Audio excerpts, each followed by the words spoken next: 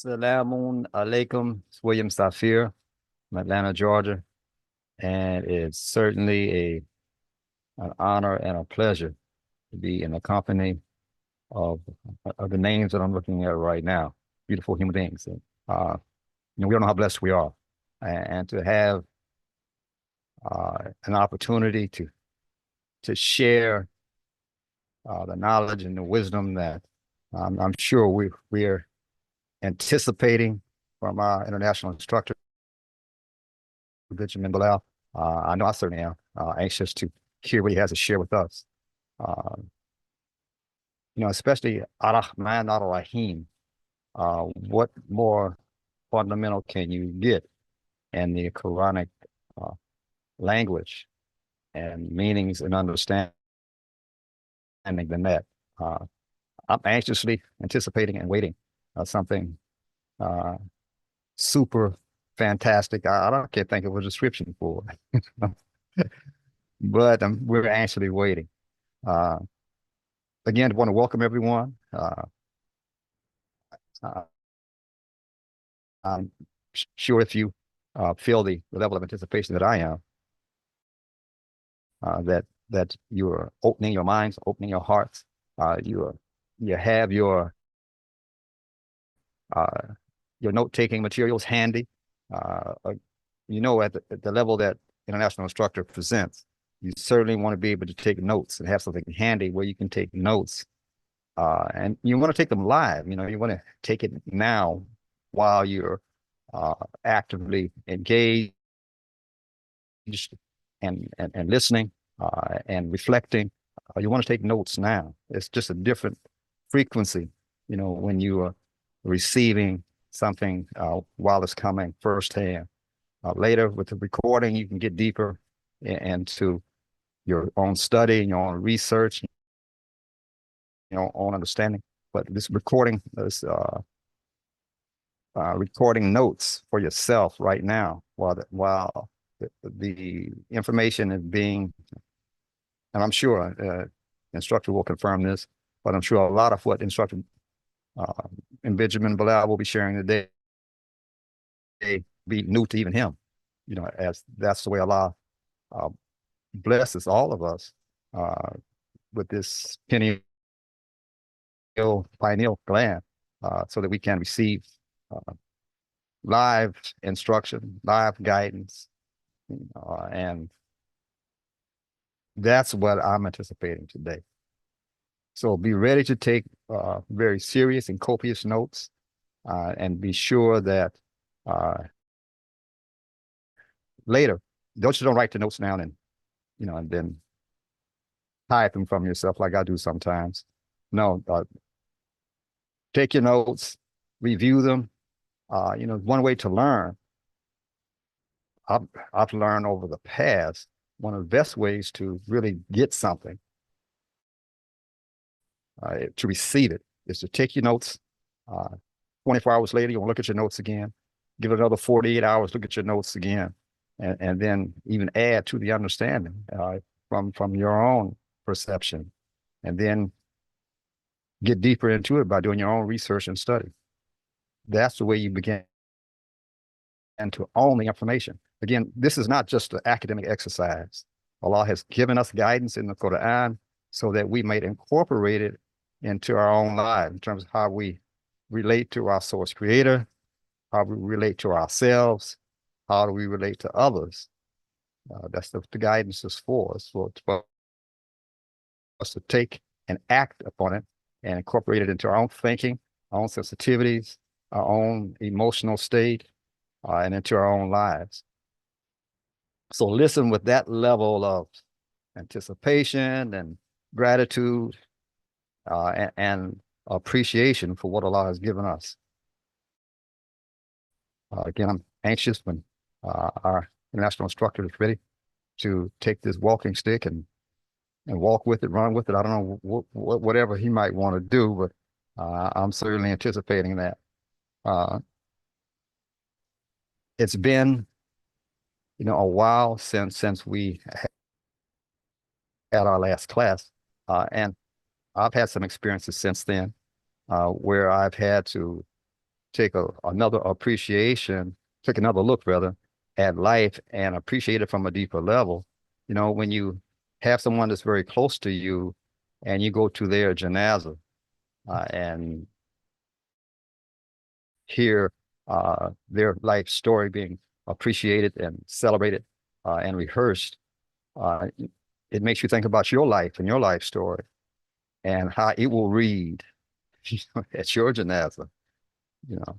And you start taking this time a little more seriously, you know. So take these words that Allah is sharing through our international instructor, take them to heart, take them to mind, and definitely do that with the thought, you know, how can I use this to bring these qualities, these concepts, these principles? How can I incorporate them more effectively into my own to my own life story?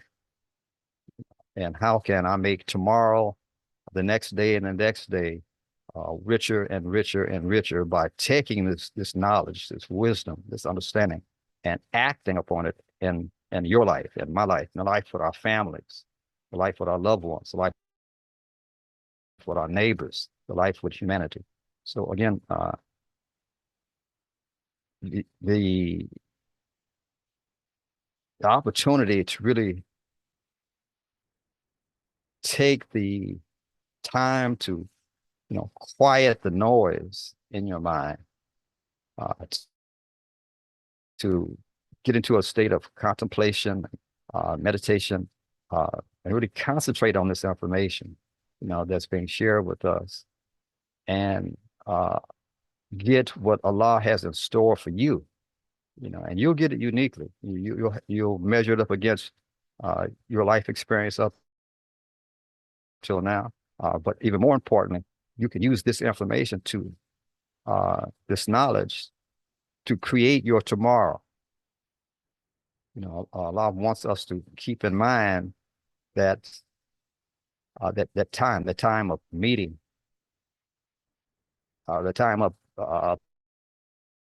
the akhirah, of the after, tomorrow, the next experience, the next coming, the next moment that we have.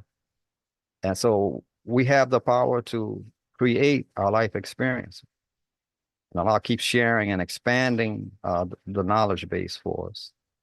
So show appreciation, show gratitude for it by enjoying this meal that I'm sure a national instructor has prepared for us, and digest it, and then to let it be distributed throughout your physical body, your moral body, your social body, your mental body, you know, your whole self, and then to take that level of energy and share it with whomever is open to receiving it.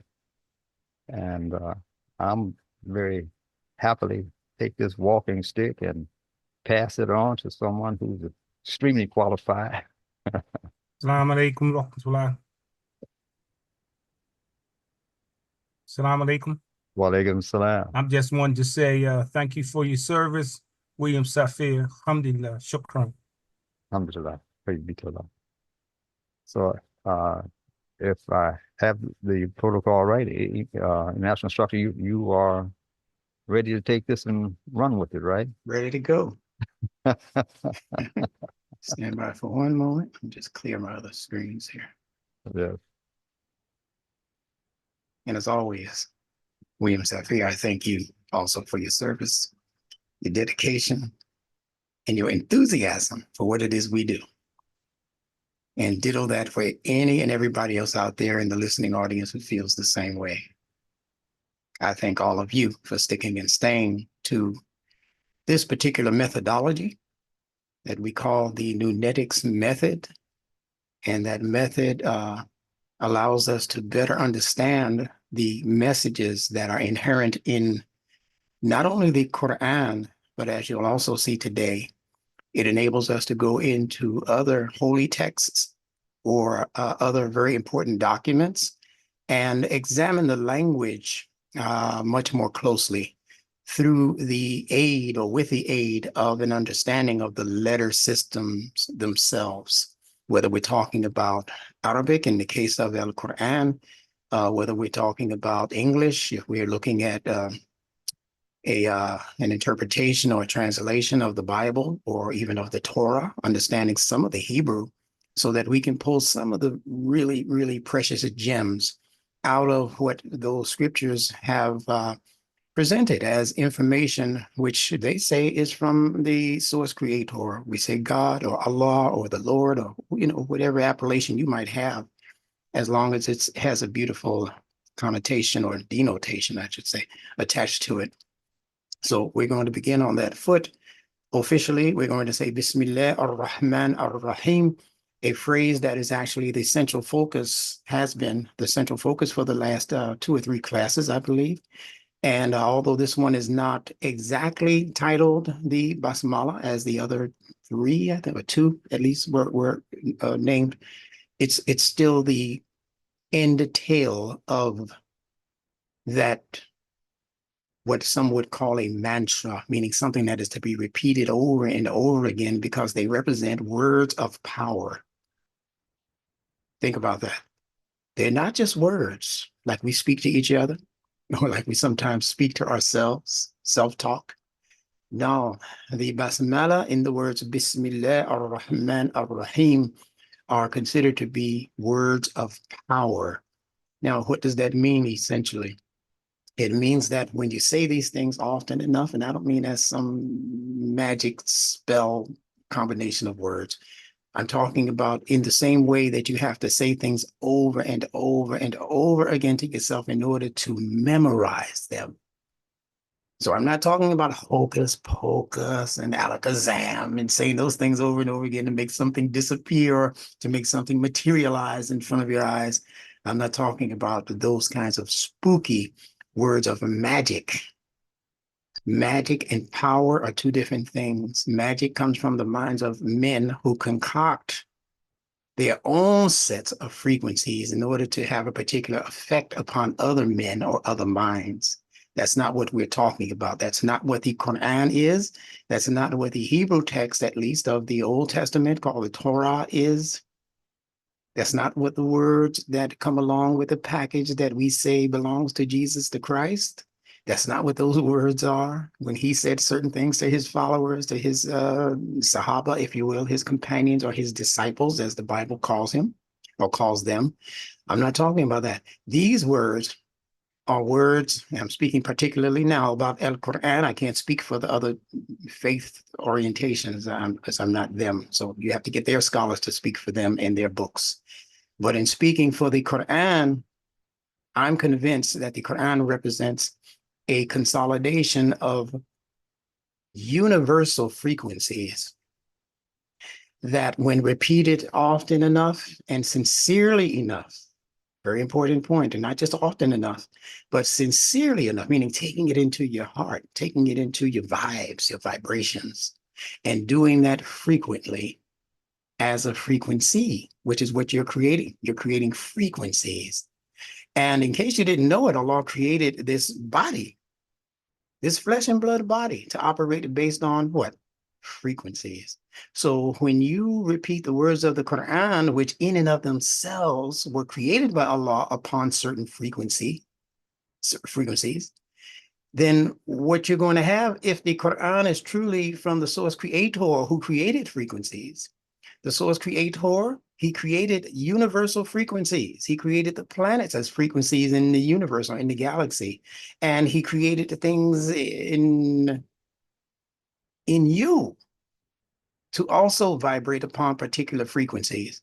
Now, since Allah is the creator of all and he knows exactly what frequencies he created the human being upon, could not that same source creator create words of power that directly impact the frequencies that he created in you? Because they are like frequencies, and frequencies attract like frequencies. Anybody who can teach you an instrument like a piano or a guitar or a violin or anything like that, they know that like frequencies attract frequencies like themselves.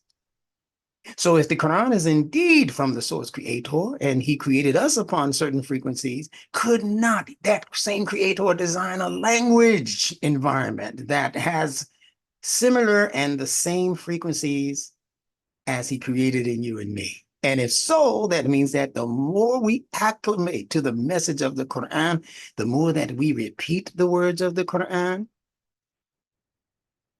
hopefully you'll learn some of the Arabiya so you can repeat some of the more profound sayings that are given to us in the Quran. But even if you repeat it in whatever language you happen to speak on planet Earth, it doesn't matter. I'm telling you, it doesn't matter. English, you might be what they call a mute and can't speak at all. Does that mean you're cut out of the blessings and the favor of the Creator? Because your tongue can't do it, your tongue was not designed, or you were born with an impediment or whatever. Does it mean that you can't do it? Musa did it. He had an impediment in his tongue. Allah said, don't worry about that. You speak, I'll guide your tongue. See? So it's not talking about necessarily the physical tongue. It's not necessarily talking about the physical language. Allah said that he is the one who created all of your languages and your colors and all of that, and that he made them most excellent. See? So the Quran is not a book of any kind of ethnic superiority or national superiority, one people over any people. And the Quran tells us that throughout its reading.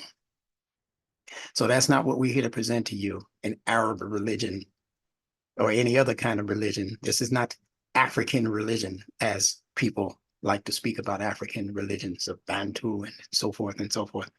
Beautiful faith systems and beautiful traditions, but the creator must be depended upon, just based on common sense, to be able to speak a language that is totally universal. Totally universal. And that means that he has to do it via a communication system that responds to and respects all systems of knowledge. All systems of communication, because knowledge is to be communicated. Kull, say, all throughout the Quran, say, express yourself. Remember that song? Express yourself. Well, that's what we're here to help us to tonight. We're here to help all of our learners to express themselves by understanding better what the Quran is presenting to us. Now, we're going to entail this conversation on the basmala, or some call it the tasmiyah. We're going to entail it tonight, or this evening, this afternoon, actually, by speaking to the tail end of the basmala, which is actually Ar-Rahman, Ar-Rahim. We say Bismillah, Ar-Rahman, Ar-Rahim. Okay, you can break it up that way. You can say Bismillah. You can break it right there and say Ar-Rahman, and then you can separate it again and say Ar-Rahim, or you can say it all of the way through as Bismillah, Ar-Rahman, Ar-Rahim. Don't say Bismillah Ar-Rahman Rahim. When you say near instead of Ar-Rahim, which is really Ar-Rahim, given as a sequence of notes or sounds in the tasmiyah, then you're saying something different. When you say Near Rahman, near is from Nur and Nar, light and fire. That's not what Allah is discussing in the tasmiyah. So make sure that your brain is able to make a clear separation and distinction and delineation between saying Nir Rahim and saying Ir Rahim. So you have to practice it as I had to in order to get it right. Bismillah ar-Rahman ir-Rahim, or Bismillah ir-Rahman ir-Rahim. Okay? Believe me when I tell you that our prophet, I believe, used to pronounce it as a separated sequence of pronouncements. Bismillah ar-Rahman ar-Rahim. That's my belief. And I believe it was the scholars who came along later looking for ways to do things easier, more accommodating on the tongue. And they began to invent a whole lot of linguistic loopholes and linguistic, I would say as they continue to teach this language to non-Arabic speaking people, they, I think out of the goodness of their hearts, began to develop linguistic methods of making the language, the Quran and its reading, easier on the tongue of non-Arabs. And I believe a lot of linguistic tools were invented doing that. Not to say that's wrong. It's just to say that that's one way of doing it. The sun letter, moon letter, those kinds of accommodations. We say Assalamu Alaykum, although we shouldn't. We should just say Salaam Alaykum. But there are people who say Assalamu Alaykum. But if they were saying the attribute of Allah, which is As-Salam, it's no problem if you say Al-Salam, because that's the way it's written in the Arabic text. So if it's written like that in the Arabic text, guess what? That means that's how it was revealed. And that means if that's how it was revealed, then the Arabs of Muhammad's day and time knew to pronounce it as al-salam until he gave them, or some scholar gave them, something different to accommodate the flow between the L in al and the S in salam, because to say al-salam can be awkward for many people, especially if they're not grounded in speaking traditional Arabic. So again, scholars came along and made these easy to pronounce accommodations in the language. So if I'm speaking to you on Allah's attributes and I say that Allah is also known as Al-Salam, you shouldn't try to correct me. You should understand where I got it. I got it straight from the text. All right, so that's an important thing to understand when you're learning the language of Arabic, properly called Arabiya. It is an accommodating language. And try your best when you're listening to Arabic phrases or reading Arabic surahs and that kind of thing, ayat and that kind of thing. Try your best to pay as much meticulous attention to pronunciation as you can possibly muster up. Pay attention to pronunciation, because the sounds of the words and the letters are a part of the wahi, or the revelation. So that's important to understand. Let me pull my notes up and let's get this linguistic party started. I pray all of you are doing well. As you know, I'm on the tail end of a pink eye moment in my life. It's the second time I've had it. The first time I was in high school and I just woke up with a pink eye. And my mother, may Allah bless her in paradise, she told me, she said, here's what you do, because at that time it had also swelled. And I don't know where our older people get these. Hold on one second. Let me just find my page here. Yeah. I don't know where the older generation gets these wisdom moments, but she told me, I'm sorry, I'm pulling up the wrong notes. Give me 1 second. She said, get some Listerine from the bathroom. And she said, take a piece of tissue, pour the Listerine on the tissue, and just dab on top of the eyelid. Not in the eye, of course, but where the swelling is, on the eyelid. And do you know that lid had deswelled, whatever the word is, and that the pink eye had dissipated to the point where the next day there was absolutely nothing wrong with my eye, no swelling, no redness or anything. So I was thinking, okay, well, this must be the same thing. I didn't do the Listerine thing, but I did. I just left it alone. I left it alone, in other words, and it lasted for a week. Yeah, this is the last day of it. I don't know if you can hone in and see what my left eye looks like, but this, inshallah, is the last day of it. Give me one moment. Let me just find those notes again. All right, so we're going to be speaking on the meaning of the phrase Ar-Rahman, Ar-Rahim, those two together and separately. We're going to be discussing them. Whether we'll actually get through this subject in one sitting, I might go a little longer than the 1 hour that I promised you 1,000 years ago that I would conclude on, but there's so much going on in the world. I know you know what I'm talking about. Presently, literally, as we speak, there's a changing of the guards. There's the slaughtering of the false gods. There's a lot of things going on in the world right now that are being 1000% orchestrated by our source creator, whatever you choose to call that source creator. There are events in the world that have not happened for thousands of years. And according to some historians, some of the events in today's time in which you and I are living have never happened according to history, according to them, not recorded history. So we're living in a very, very interesting day and time. The Bible has a name for this day and time. They call it the great and dreadful day of the Lord. The Quran has names for this day and time. One of the names is Yawm al-Din, the day of Deen. Another one is Yawm al-Akhirah. Pardon me, no, but another one is Yawm al-Qiyamah. That's the other one, the day of standing. And we're going to find out what that standing is all about today. So bear with me. On this Sunday, July 14th, 2024, of course, I am your international instructor, Benjamin Bilal, and I thank you all again for being here in these numbers. The meaning of Ar-Rahman, Ar-Rahim. And I'm sure that if I were to open up the line and ask many of you learners and instructors what your thoughts are on these two proclamations, which actually is one proclamation, but divided into two parts, Ar-Rahman and Ar-Rahim. And I may even decide to do that at the end of this class, just to get an idea of what you're getting simply out of the combination of consonants that Allah has used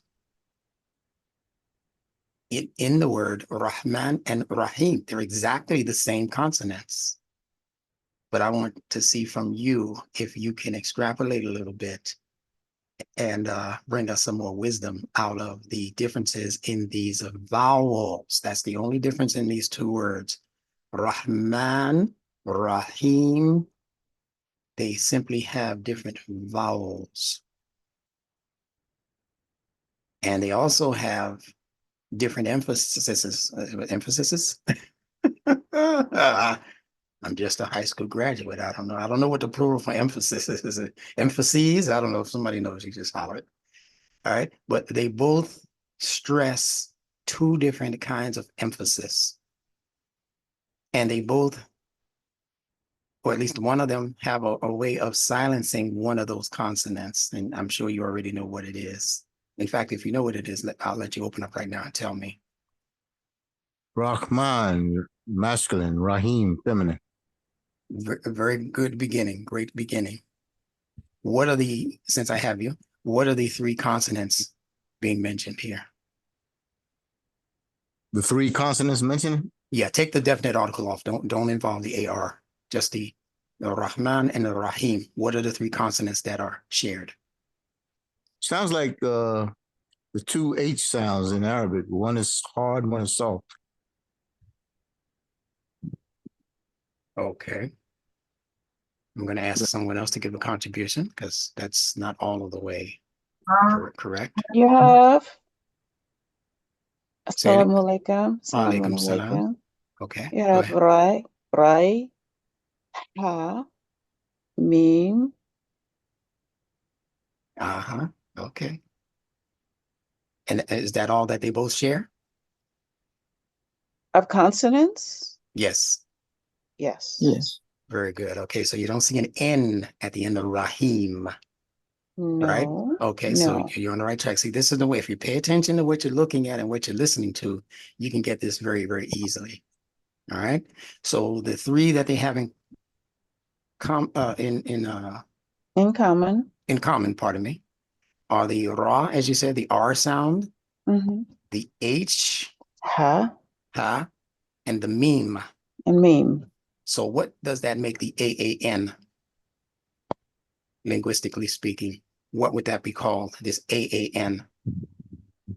What is it linguistically speaking? I Yeah. can't tell you that. Yes, you can. Because when I tell you, you're going to say, oh, I knew that. Like Mr. Suffix. Yes. Thank you, Noah. She said what? I didn't hear that. Repeat it. Suffix. Suffix. Oh, Yes. okay. Excuse me. No. Yeah. So the similarities end where the M is. See? R, R H H M M. That makes whatever comes after that a suffix. Now, Everyone understanding? Yeah, okay, very good. All right. See, I told you we're gonna make it easy for you. Alhamdulillah. Okay. And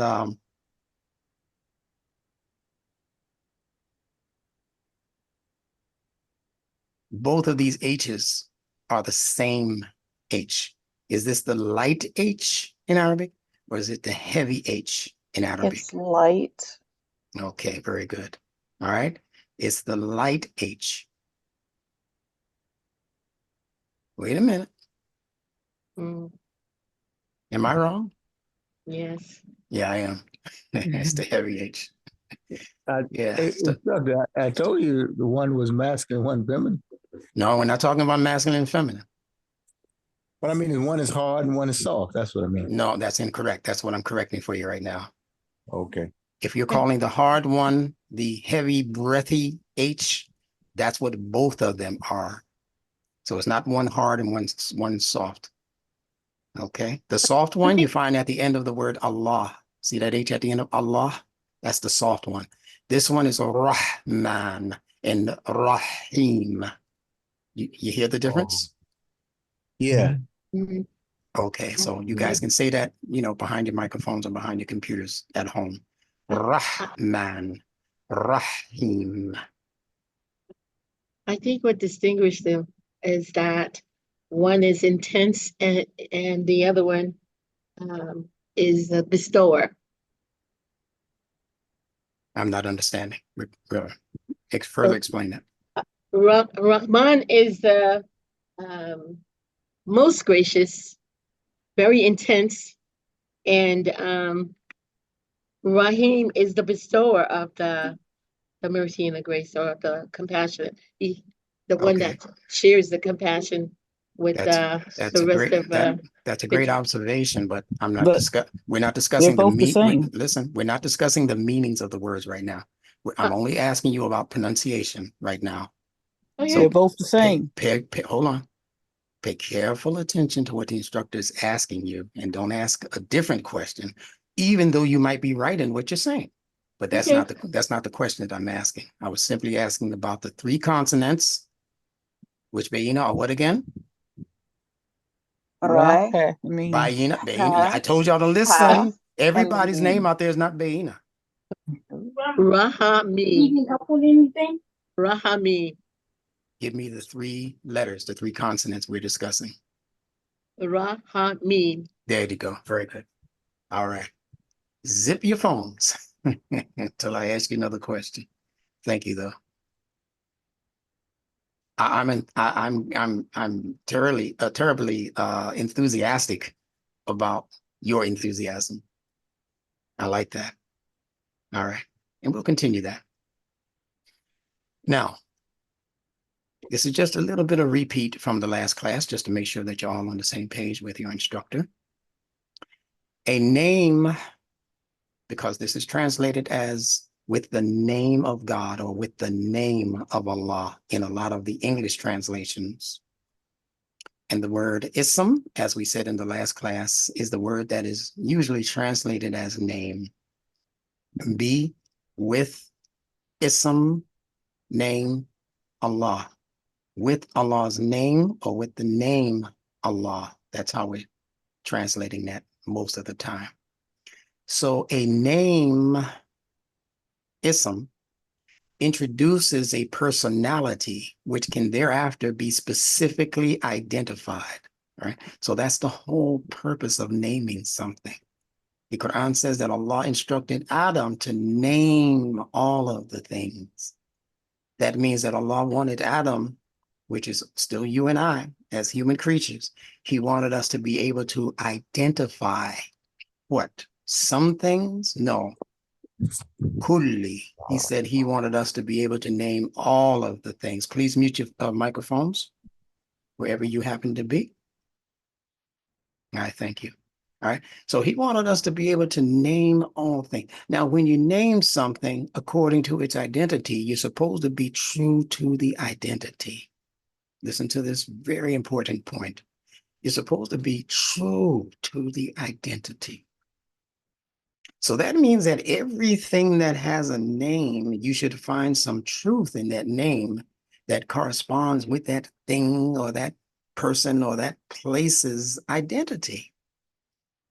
So people don't name things, people, places. We're talking nouns, because this word ism also is the Arabic word for noun, which is person, place, thing. It can also be an idea. So we don't name people and places and things just haphazardly, like some linguists might have you believe that these things are just happenstantial. You know, these individual things, their names really don't mean anything. It's just something, some gobbledygook or something that somebody made up because it sounds like something else, or you know, whatever. And they say, well, that's why people must have named that place, that thing.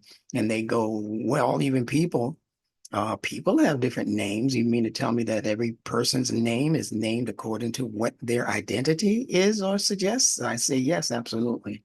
It's just that human beings don't yet understand the fullness of that process. Imam Muhammad actually mentioned that in one of his books. He said that every name is purposeful, even if the individual is not aware of the purpose. Because names, like all words, are combinations of frequencies. And it's not so much the name, the literal name, that affects you throughout your life. It's the signatures, the frequency signatures that are attached to the sounds of these words. It has nothing to do with the individual language, because all languages carry exactly the same sounds. We've mentioned that over and over again. You can only speak from 7 different compartments of the human mouth. So an S in Spanish is an S in Portuguese, is an S in German, is an S in Kiswahili, is an S in whatever German or Lithuanian, whatever language you're speaking. That S sounds pretty much the same.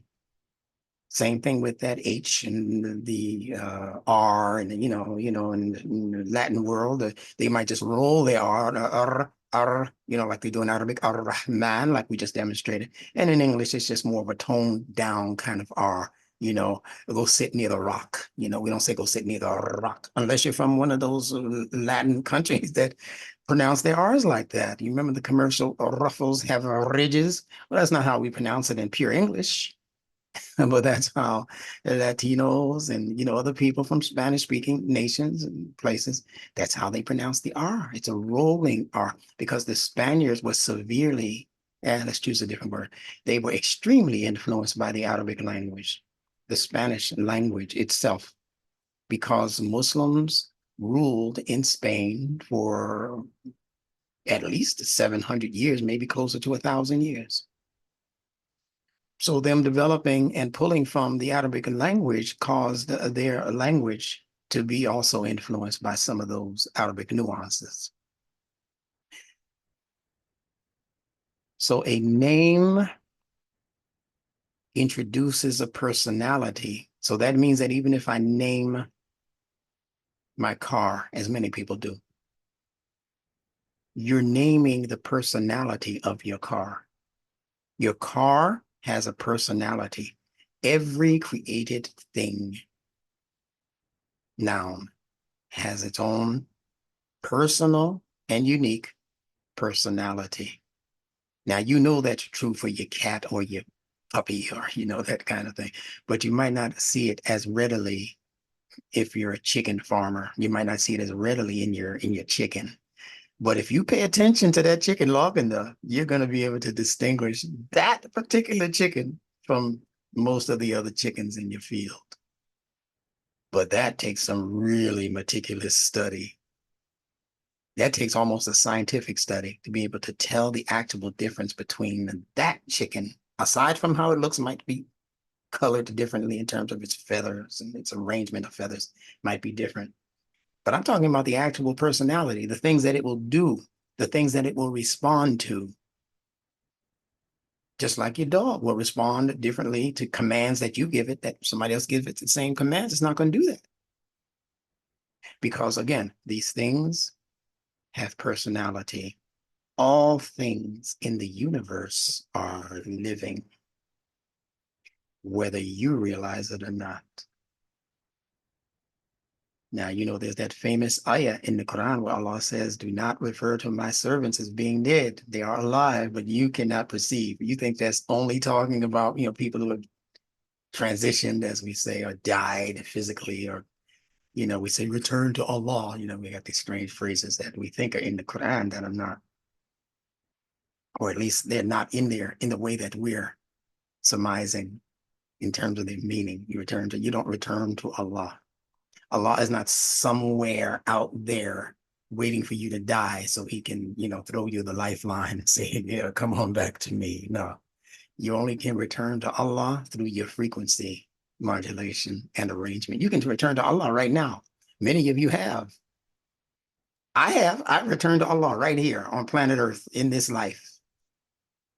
You'll see what I mean by the time this class is over. You can return to Allah. There's nothing pointing to the future, al-akhirah, and all other terms we think we understand about the future in that phrase, inna lillahi wa inna ilayhi raji'un. Raji'un. It doesn't mean returning in the future. It's not a future tense verb. You understand? Some of you don't, but you will. Pay attention. Now, a name introduces a personality which can thereafter be specifically identified.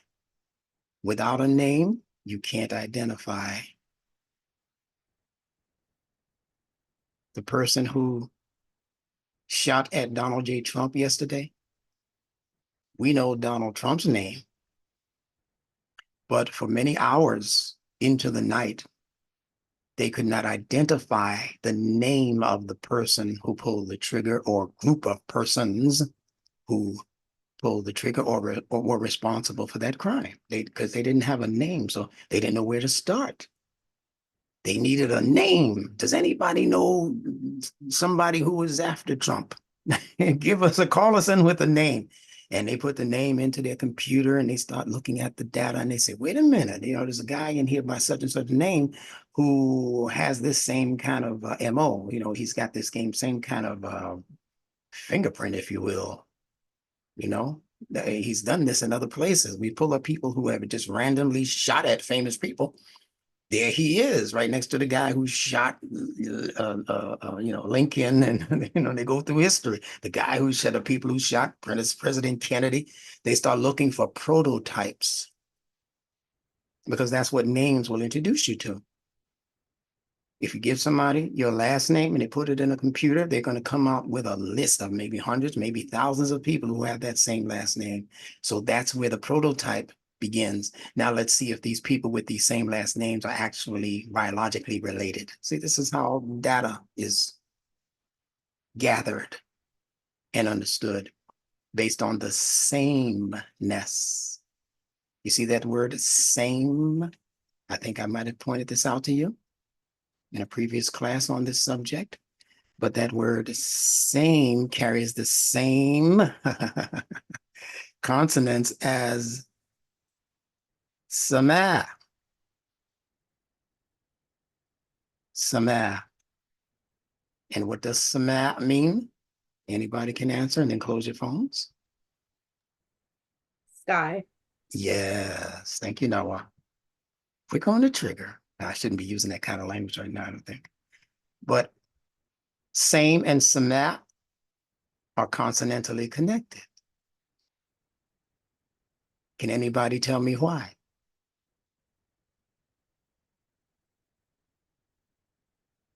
The scene and the meme. Yes, the two letters for sure, but tell me why these two words or ideas are related. What is it? Semite. You said Semite? Yes. Okay, but I'm only listen to me carefully. Okay. I want to know what the connections are between the English word same, S-A-M-E, and the Arabic word sama, S-A-M-A-A, apostrophe. The Is it word that like- comes to mind for me is simile. Okay, that's another word. So Miss Arlene and Miss Winona, we're gonna Yeah, these are two absolutely credible, viable words that are definitely connected to each other. So I'm going to get back to both of you about why you're saying those words. But for right now, I just want to know the connections between the English word. Tell me what same means in English, and then tell me how Sama, the sky, is connected to what same means in English. That's what I'm asking. So Winona and Arlene, don't you answer me, because I'm going to save you for later, so that you can give me why you said, in fact, for later in this case means right after whoever's going to answer this question.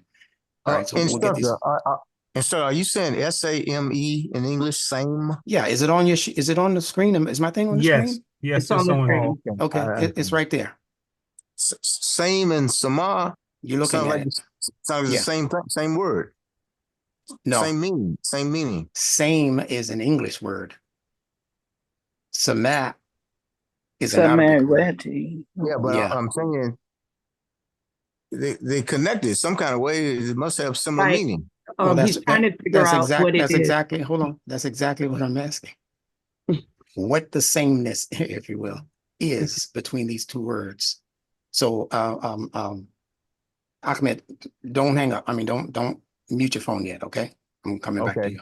All right. So, Nawa, Yes, I'm did you have an answer for me? Yeah, I wanted to speak to both terms, speaking to like a likeliness, because it's kind of like when we learned about what samad, like you'll see like signs in the skies, like signs within ourselves and all around us. Mhm. And I think the same is that connection to just the kind of the concept of a likeliness. Okay, so you're a And little then bit, you're a and little that- bit, you're a little okay. bit, you're a little bit outside of the circle of what I was Okay. looking for, and you're using a wrong word. Instead of saying likeliness, you should be saying likeness. Okay. Okay, so there's a likeness Like in what's going on in the sky, Yes, and you know and what, a lot, Iman? hold on, and then there's a likeness of what goes on in the sky, also in the earth, and then Allah says, and there's a similar. Somebody use that word, similar. You can see the S and M in similar, right? There are similar signs to what's going on in the sky, in the sama, and in the ard, the earth, as what is going on within ourselves. within ourselves. Yeah. So Okay. above, so within. As above, so below, So and below, as above, as without, so as within. within, so within. Yeah, Okay, I yeah. believe He that's helped me with that's that. out of ancient Kemet, out of ancient Egypt. All right. They're So interchangeable and corresponding. Is that what you want, Instructor Bilal? you're closer. I want you to get closer. Closer. What the song say? Closer than close. Yeah, Ooh, boy. I want you to get closer than close. Oh, Uh-uh. All right. Now here's where the system of nunetics comes in, as far as being able to determine how words are actually related to each other. I was just getting ready to say, out of the book, the next book, you got both. You got the scene and the meaning in both words. Okay.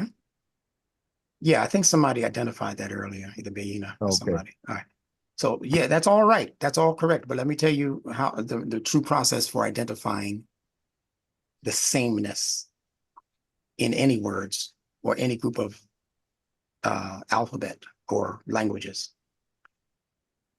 First, what you have to do is put that word in focus. Cancel out all other words that come to your mind, like similar and, samawat and all of these other words, beautiful words, but cancel them out to begin with. This is a method I'm teaching you. And only concentrate on the word in discussion, which in this case is what in English? Which word? same. Same. And what word in Arabia? Sama. Yeah. Right. I didn't say samawat, right? I said sama. Those two words, put that in your crosshairs. That's what you're aiming for. How to identify what both of those words mean, and then how they are related to each other. Because as Instructor Bilal says, if they have similar consonants, they have similar what? Meanings. Meanings. That's right. And I like to use the word themes. They have Yes. similar meanings, but they also are having similar themes, themes, not definitions. We don't use that word. We're not listening to the deaf Phoenicians. Okay. The ones who want you to be deaf to anything except what they give you. They say, don't believe what the Quran said, believe it because we said. And at the same time, they're twisting and turning and massaging the meanings of words so that the frequency modulation taking place in the brain when it hears those foreign sounds, it'll never get it right. Allah tells you that. Allah says, with a twist of their tongues. At this point, they're talking about the so-called Jews. In the Quran, Allah says, with a twist of their tongues, they say, Ra'ina.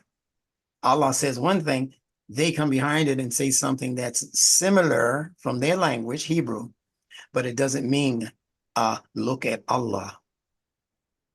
Ra'ina means look at us. See, that's the ego right there. You want to know how to figure something out? They say, look at our scholarship. Go read our books. You want to educate your children? We're going to flood your educational system with books from our Jewish scholars. The Arabs have said the same thing. You want to know what Islam is? You just have to read our hadith in our books, in our tafsir. So the Jews are in there, not because Allah is poking at the Jews. He's using the Jews as a prototype people for any people who exhibit that behavior.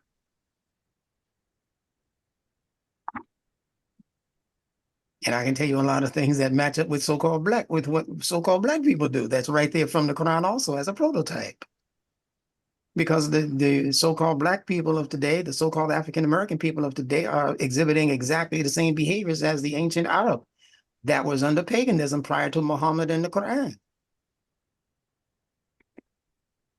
They were killing their babies alive. You know, right now there's a lot of talk on the table about afterbirth abortions. They have in the legislation that these wicked people want to kill babies all the way up to the last part of the trimester. That means that if you went to this particular doctor under this legislation, you could actually abort your child a week before it's due to be born. It would be viable. Yeah. And then there are also some people who say, we want to stretch that into the first moments of birth, that if you really don't want that baby, even after it's born, you can give us permission to kill it. Now, I know that sounds raw in a lot of people's ears, but that's the legislation that's on the table because we're dealing with the legislators who are under the direct influence of Ash-Shaytan Rajim. Story for another day. Let's continue with this logic here. When you look up at the sky, and I'm going to ask you to open your phones back up, try not to clash into each other, and try not to be too close to your phone so that it comes out really loud. But when you look up at the sky, what do you see as the activity, the actions? See, this is the Nunetics method. Look for the actions. What do you see as because when Allah names a people, kafir or kufar or munafiq, hypocrite, or Muslim or mu'min, whenever he names something, he's describing the behaviors, the actions of those people, not the flesh, ethnicity, or anything, not even the region of the world that they're living in. Even if he says the Ad and the Thamud people. Yes, there were people in history under those names, but those two names in the Quran are describing features of their activities, their behaviors, their thoughts. But you have to understand the consonantal breakdown of those words in order to understand what Allah is addressing, because what he is addressing is not physical. It is inside of us. There's an odd, I don't know, many of us are odd, but there's an odd inside of the human psychic makeup and emotional makeup. There's a Thamud in there. Even all of the names of Allah's prophets, they are aspects of the human personality. And you'll get the same result that those prophets got if you follow the same activities that those prophets followed. It's really that simple. For the Christian, they can be crucified, just like they say Jesus was crucified. For the Christian, they can be resurrected. We're going to talk about that in a minute. Just like the Bible says that he arose on the third day, but we don't understand what all of those words mean, third day. We think it means like Sunday, Monday, that kind. We think it's talking about 3 days like that. When you count 3 days like that, it doesn't match what the Bible is saying. Because the Bible say on Good Easter, I think it is. Good Friday, pardon me. Yeah, that he was crucified. And that on Easter Day or whatever, he rose. Well, count those days. Friday. That's when he was crucified. Now that's when you start counting. How many days later? Then Saturday, Sunday. That's 2 days. That's not 3 days. Not if he was killed on Friday. And they took all day to take him off the cross. He was up there so long that they say rigor mortis had set in. How about that? The stiffness. All of that is describing stuff that's happening in your human makeup. I think Elijah Muhammad called us stiff-necked, hard-headed, and rebellious. So these are attributes of human degenerative qualities, at least the negative side of it. And then on the other side, you have what's being introduced in the Quran and in other scriptures as human progressive qualities. We'll talk about that again in a minute. Now,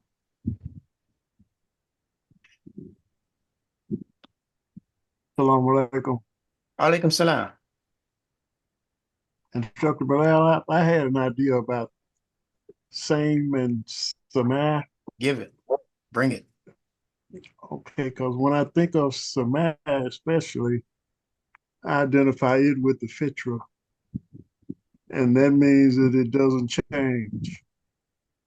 And same is something that does not change as well.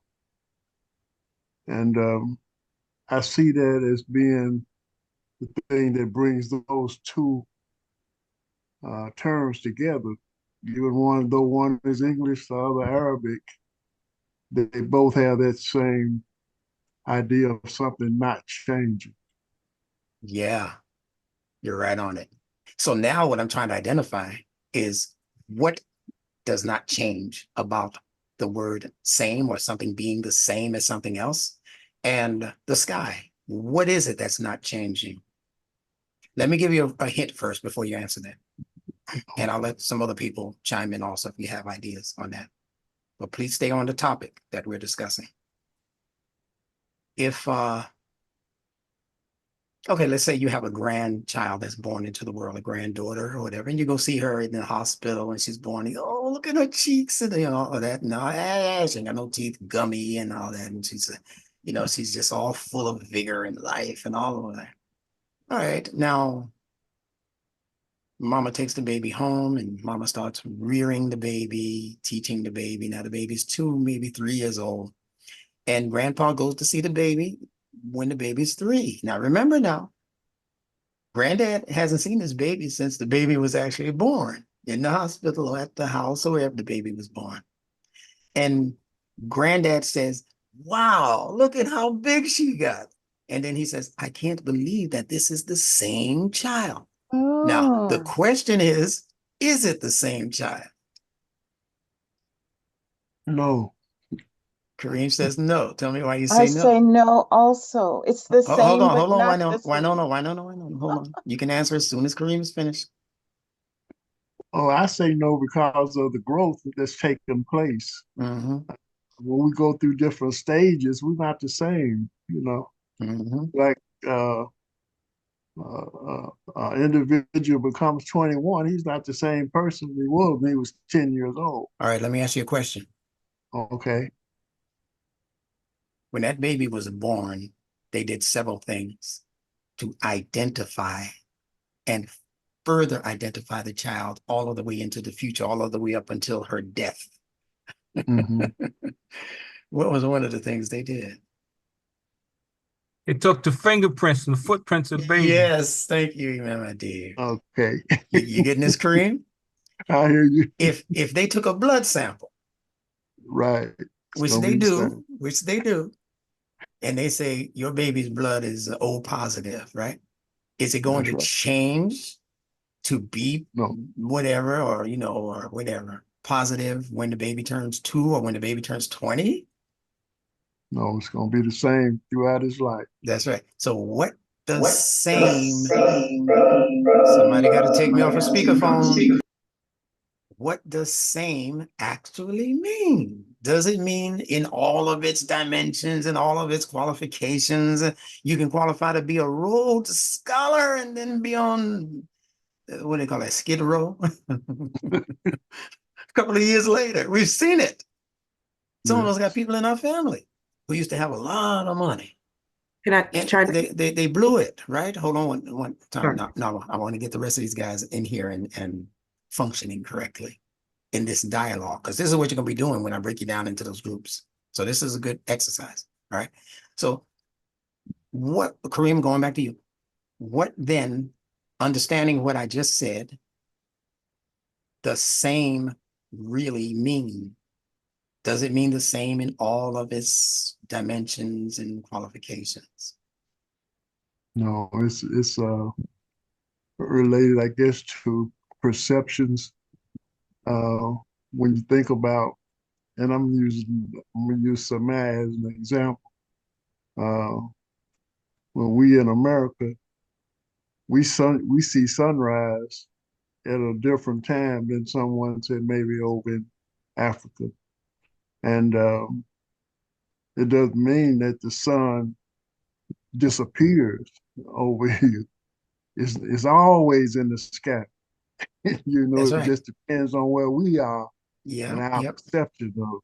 And it always rises, no matter what time it rises where you are. It That's doesn't right. matter. But it always rises. You have to have Right. some sunlight. Right. That's true. And everybody, Might not and stick plus, around, might not stick around as long as some other places. Some places have 2 weeks worth of night and that kind of thing. But at some point, the sunrise itself literally has to occur, and that sunrise is exactly the same as far as its pattern. What does pattern mean in the Arabic language? What are we saying? Fitra. It's fitra. Fitra. That's right. and Abdullah, I haven't yeah, heard from you. The other Abdullahs. yeah, Let me yeah, hear what you say. and furthermore, everybody received the benefit throughout the world of Oh, what the sun has to offer. you're talking my So talk now. that's the So thing. very good. So in the things that are the same, that Allah is describing as being the same, like the sky, samah, right? You're saying that there's some perceived benefit. Absolutely. All right. Now, if there's a perceived benefit, what have I been saying for a couple of years now, especially in my last book, where I was speaking on the difference between ritual and routine? Which one of those things have a perceived benefit? Ritual or routine? Routine. Routine. That's right. And instructor, So, hold on. Let me just finish my statement, because this is where I'm squeezing the juice out the fruit right now. So just give me a minute. I'm doing it so you can sip. If these things that are the same, now we're introducing another idea. This is beautiful. We're building our own repertoire of information that's related so that people can better understand what numetics is. If the things that are the same also because they provide a benefit, doesn't have to be the same benefit, but because they do provide a benefit. You contrast that with things that don't provide a benefit that you do every day. That's just really what we used to call a waste of time. Say, why are you doing that, Johnny? You're looking at all of those TV programs back to back, 8 hours worth of television. You lied to me and said you were sick, so you didn't have to go to school. And I find you over here looking at all kinds of foolishness on television. And you mean to tell me you've been laying there for 6 hours, 8 hours, you could have been in school. Because what Johnny is doing, he's doing something similar. He's watching the same kinds of television programs, but none of them have any benefit to his intellect, to him getting a job, that kind of thing, to him being interested in family life in the future. None of that is going towards the promotion of those essentials. That's the word I'm looking for. The things that are the same because they provide, as someone said, mutual benefits or some kind of benefits. You see the word some, S-O-M-E? Put that in your lexicon and put it next to the word same. Some. Same is also S-U-M. So start looking for those S-M words in the English language first. S-M words, and you're going to find out that they also have relationship with each other. Wally, let me let you be the last one to get a comment, and then I have to move on. And we'll continue to ask questions throughout, so don't Yeah. despair. Oh, I was going to say genes, Explain. Good word. because the genes does not change. Okay, let me comment on that. Yeah, you have the same DNA. Mhm. All right, mute your phone for a second because folks in the background are coming in. Yeah, so genes, they actually can change, but they don't change from their basic structure. So that's another word I want you to write down and put into your lexicon for this conversation. That, as the song says, everything must change. Nothing stays the same. You've heard that song, right? And then he says, except rain falls from the sky, right? I forget the rest of the song. And whatever, Rain falls from the sky, Yeah. and sunlight, and hummingbirds do fly. Yeah, hummingbirds do fly. Yeah, who's that? That's ID? Yes, sir. Go ahead, man. All right. Might have to give you the mic before I'm finished. Let you finish that song. I love that song. Man, can I chime in? What about air and water? What about it? That's something that stays the same, isn't it? Air stays the same, water I don't stays the know. same. When you get yourself some a glass of ice, is that water? It's just from the same essence, though, isn't it? That's the word I'm looking for. Thank you, Sahib. It shares the same essence. I hope I'm not confusing anybody, but when you listen back to this tonight, you'll get it right away. And this is also for Nawa, who I know wanted to chime in. It shares the same essence. The essence of a thing is not necessarily the totality of a thing. The essence of a thing is what is being shared by other things in creation. So water has 3 different manifestations. Anybody know what they are off the top of their head? It's solid, liquid, well, it manifests itself in different forms. Tell me, you gave me 2 of them already. Give me the third one. Solid, liquid, and gas. There you go. All right. So the solid for water is obviously ice. The liquid for water is obviously water like we know it, like we drink, like we bathe in. And the gas is called steam. So there are 3 different manifestations of one singular part of the fitra that we call water. Waliuddin, I'm hearing you in the background. Okay. So yeah, those are the 3 manifestations of one essence. The essence of all of those is called water, meaning that when all is said and done, you're going to end up with the essence of a thing. Just like when humans are all said and done, and we have to leave this physical life, whatever that journey leads us to, you're going to have to arrive there with your essence, either intact or blown apart. And then you have to answer for that fragmentation. So the struggle in this world is to consolidate all of the things that Allah has given us as the essentials of human life, the essentials, essential essence. So the struggle, I repeat, is to maintain your essence. I hope everyone is understanding this. Yes, sir. Instructor, can I ask a question? Sure. Would you say or agree that if we're talking about same, whether it's in the heavens or in our own bodies, that it's the process that doesn't change? The process actually does change, but the results are what are similar or the same. The results. You said the process changes? Yeah, because the process of changing water to ice, that's a different process than changing ice to steam. But that cycle just keeps repeating. It doesn't Yeah, disappear. it can repeat all it wants, but it's not staying the same per se.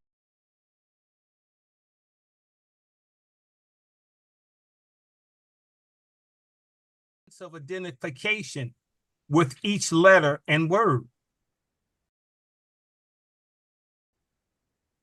Believe it or Yeah, not, I'm a person who believes that people do not change.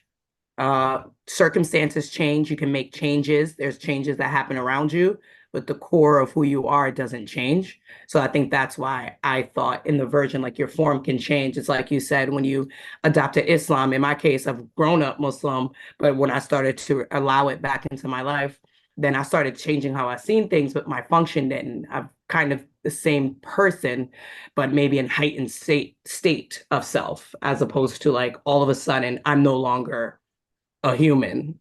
You know, I don't think your function changes. A woman, no matter if she wants to identify herself as a man or whatever, she still has the tools to give birth and reproduce or carry a child. And that's our role. That function didn't change.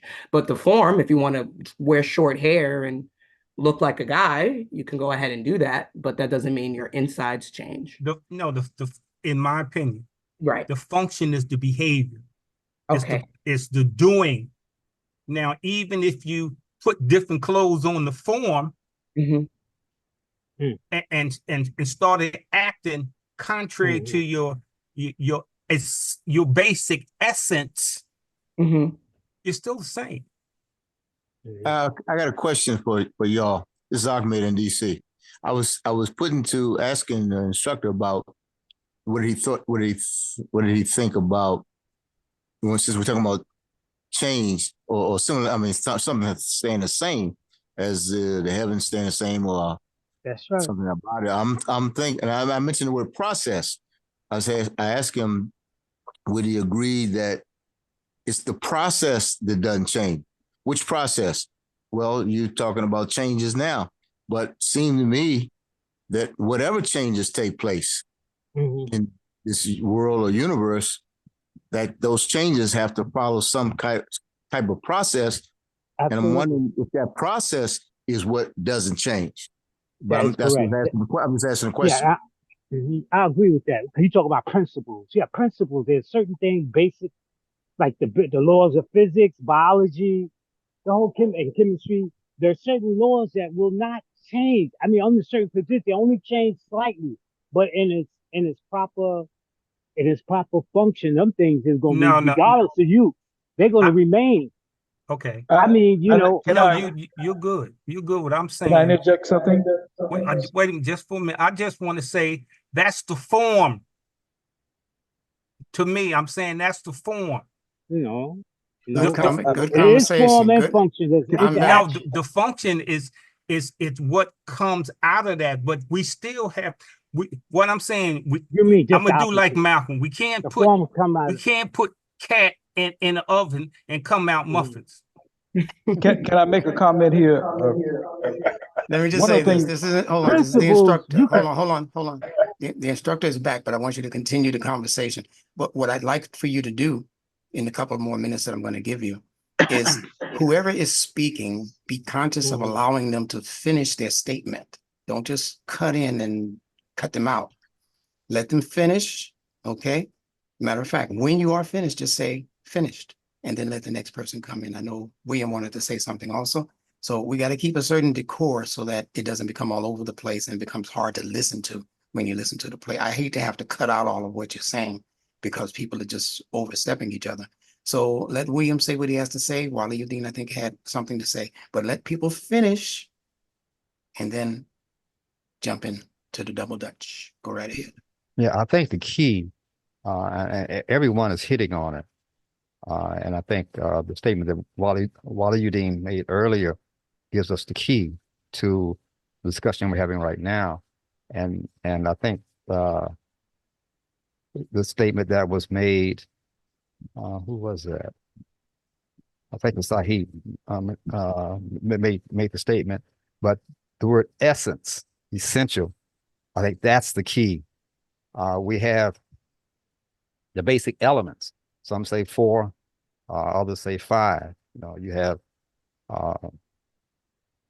and it's in those, the patterns that we see in those 4 or 5 basic elements that ties everything in creation together. And so those elements remain the same, but their form and function, there are patterns there. And those things act based upon the growth process that we see throughout the whole creation. But the patterns repeat themselves over and over and over and over again. In that sense, they're the same. But there's a growth process. There's an evolutionary process, which is constantly evolving, changing, expanding, increasing. So the essence, I think, is the key. The essence, some might call the essence nature. And that nature will stay the same. The nurturing process takes it through constant change, the growth process, expansion process. But the basic, essential nature of life remains the same. Great points. All of you are making great points. Yeah, I have to agree with that. Has anyone who has not spoken did you want to speak? Anyone who has not said anything yet on this? I didn't say anything. Baina? Go ahead. Correct. Yeah, go ahead. I was just gonna say that we all have voices and everybody's voice has a function. And, you know, whether you use it in a loud manner or a soft manner, you know, it's the function, how you use it. So that's how I'm looking at it. So the technique of the function remains the same. Yeah, that's a very good point you've been making about the function representing the greater quality of the thing. The sun is further away from us, so to speak, in the wintertime than in the summertime.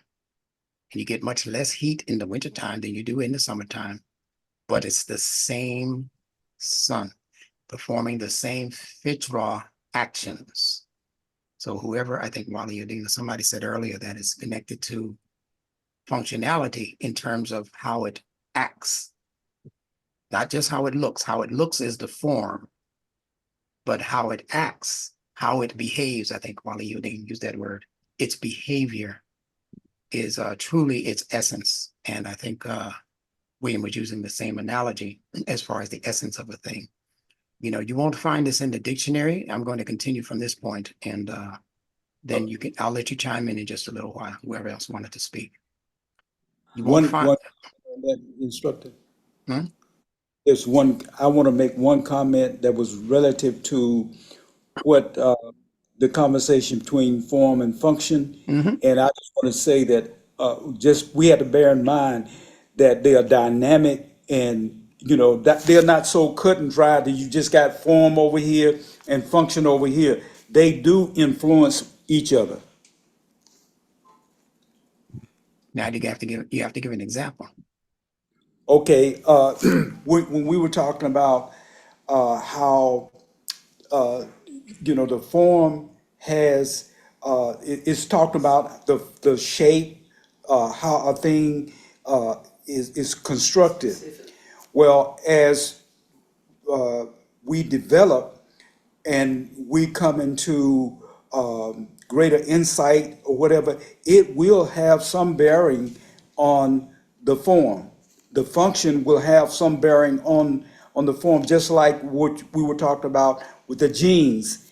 The sound, we know that the sound can impact and structure the DNA. So that's where I'm coming from and thinking function. Great point. Brother Imam, could I say something? Go ahead, my brother. Hassan. Yes, sir. Yeah, Salaam Alaykum. Alaikum salam. And whoever that was before you, I don't know if it was Tahita or somebody wanted to also say something. I'll let you get out what you want to say before I get back in. Go ahead. Thank you.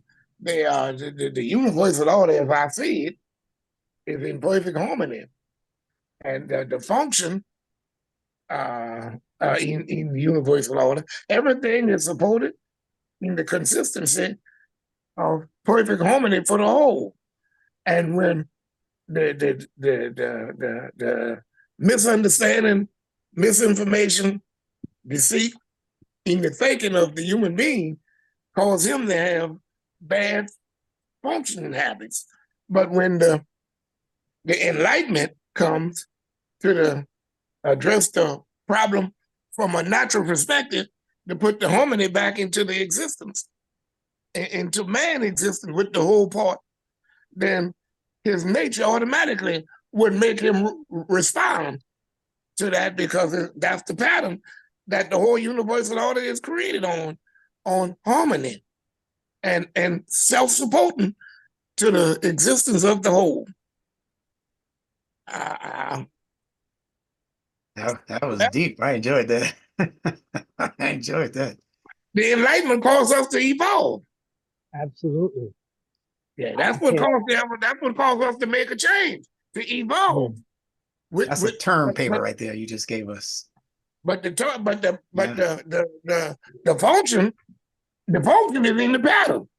The function is in the pattern, and it's natural to be in perfect harmony with the whole of the creation. Yeah, and that's only thing out of whack. Only thing out of whack is man thinking, and we've been self-deceived and misinformed and deliberately deceived and but now when he come into the right enlightenment to address that nature that is clocked into him in the whole universe, automatically it gets back in check, or he evolves to a higher level. Hassan explained what I was trying to say about, I believe it's the process that doesn't change. We evolve continuously since we've been on this planet. I think within this vehicle that I call a process, I think that's not changing, but maybe I'm wrong. No, that's a great term. Yeah, that's correct. I guess, and furthermore, I guess everything plays its part, its function and its purpose, because you got different sizes and shapes of different parts of your body. You got the liver, you got kidneys, you have your brain, you have a heart, you have the skeletal system. All of them work in harmony, like the person was saying, the brother was saying. So I don't think none should be subject of I should say Luca. Luca, come on. Hey. Come on. The other one. Sean, we're hearing you. Oh, I'm sorry. I'm out here on the farm too. Yeah. My apologies. Hold on. Yeah, get off of this.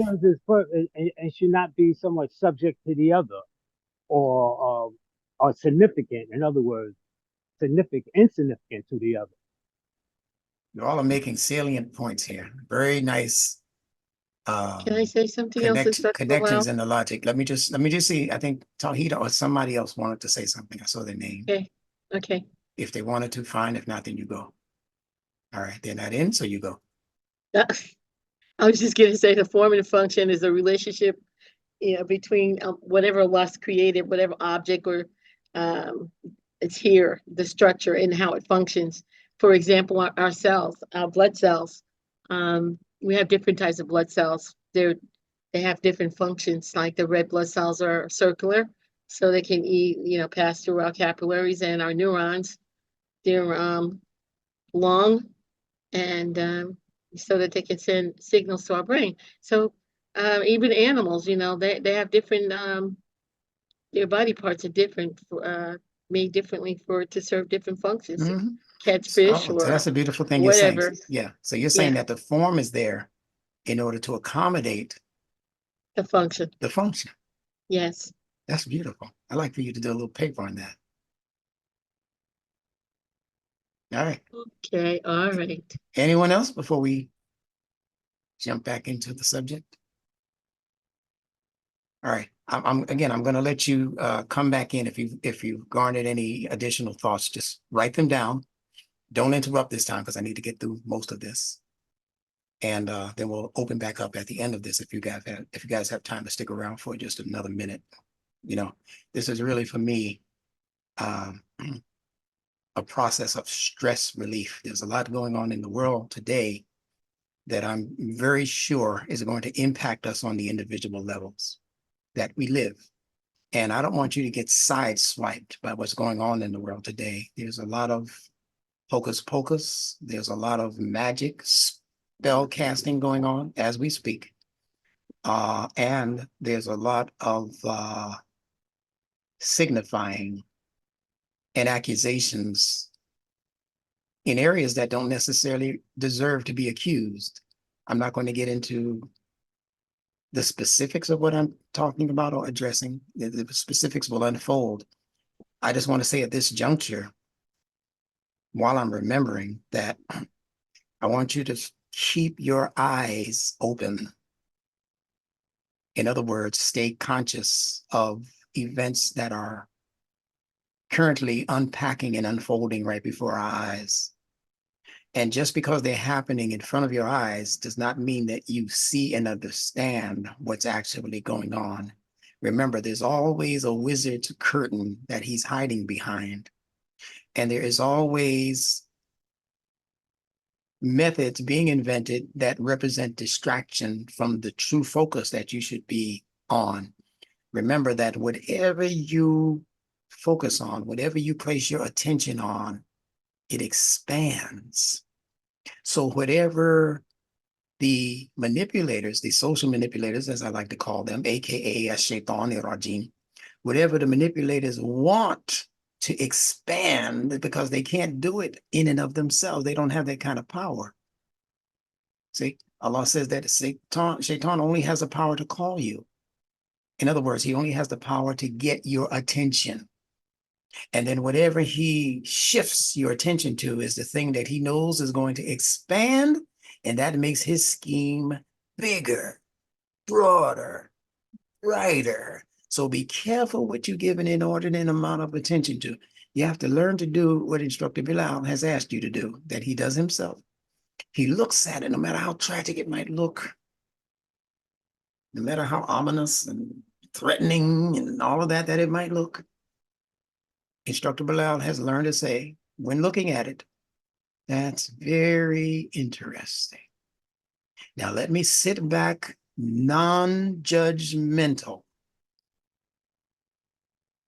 and be able to look at, assess, and evaluate what's coming before my screen, my mental screen, because it's going to change every day based on who has the microphone. And if you buy into the facade that's being introduced before your eyes and your ears, if you buy into it by latching on immediately to the narrative, the popular narrative, the anti or the whatever, for or against or whatever, and the political schisms and all of that, and the economic schisms and upheavals and the religious schisms, you know, you got to believe in the Lord Jesus Christ to make it out of this, or, you know, you got to leave it alone altogether. You know, Muhammad said, and you know, and then you go through this whole thing involving stuff that Muhammad did not say to justify your point. You know what I'm saying? That no, we should be just apolitical. You know, we're living in America, we're benefiting from America. Some of us are getting welfare checks, and you know, we whatever, you know, we're doing all of these things, but we don't have nothing else to do with America. Just feed us, and we don't want nothing. We don't want to be political. We don't want to understand what's going on with the politics of today's day and time. Then you're not even reading Muhammad the Prophet's history correctly, because he was directly involved in the political upheavals and the political shenanigans and the political ebb and flow of what was going on in his. That's why he made treaties with people. The Prophet was all about reestablishing the fitrah, and the fitrah begins with peaceful resignation to whatever Allah wants for humanity. Peaceful resignation to that. He made peace with tribes and his own supporters, according to the narration. They were angry at him to a degree. Like, why would you want to give in on that point to those people? They've been persecuting us. And it ended up that in the end of it all, his decisions were correct. He didn't want to see wanton bloodshed all over the place, killing for killing's sake. He didn't want the newborn children coming into the world to have to suffer the same unnecessary plight of ignorance and degeneracy and violence that generation and the generations before had to suffer. He didn't want the future generations to have to suffer that. So we have to understand exactly what's going on. And so again, I say, be careful what you give your attention to. Give your attention in this chaotic world that we're presently living in. Give more attention to the Quran and whatever method you have of better understanding the Quran. It can be numetics, it can be your favorite sheikh, it can be whatever, whatever favorite translation, whatever you think is going to help you ultimately understand what the Quran is for you in your life, that will create an advantage for you while you are living and breathing on this earth. And then just be careful of the people who are designing a counter world that is designed to take you out, not necessarily physically. They need many of us physically because they have a whole world of machinery to run. But these people are taking us out by the door of our souls. They're making our souls exit as we speak.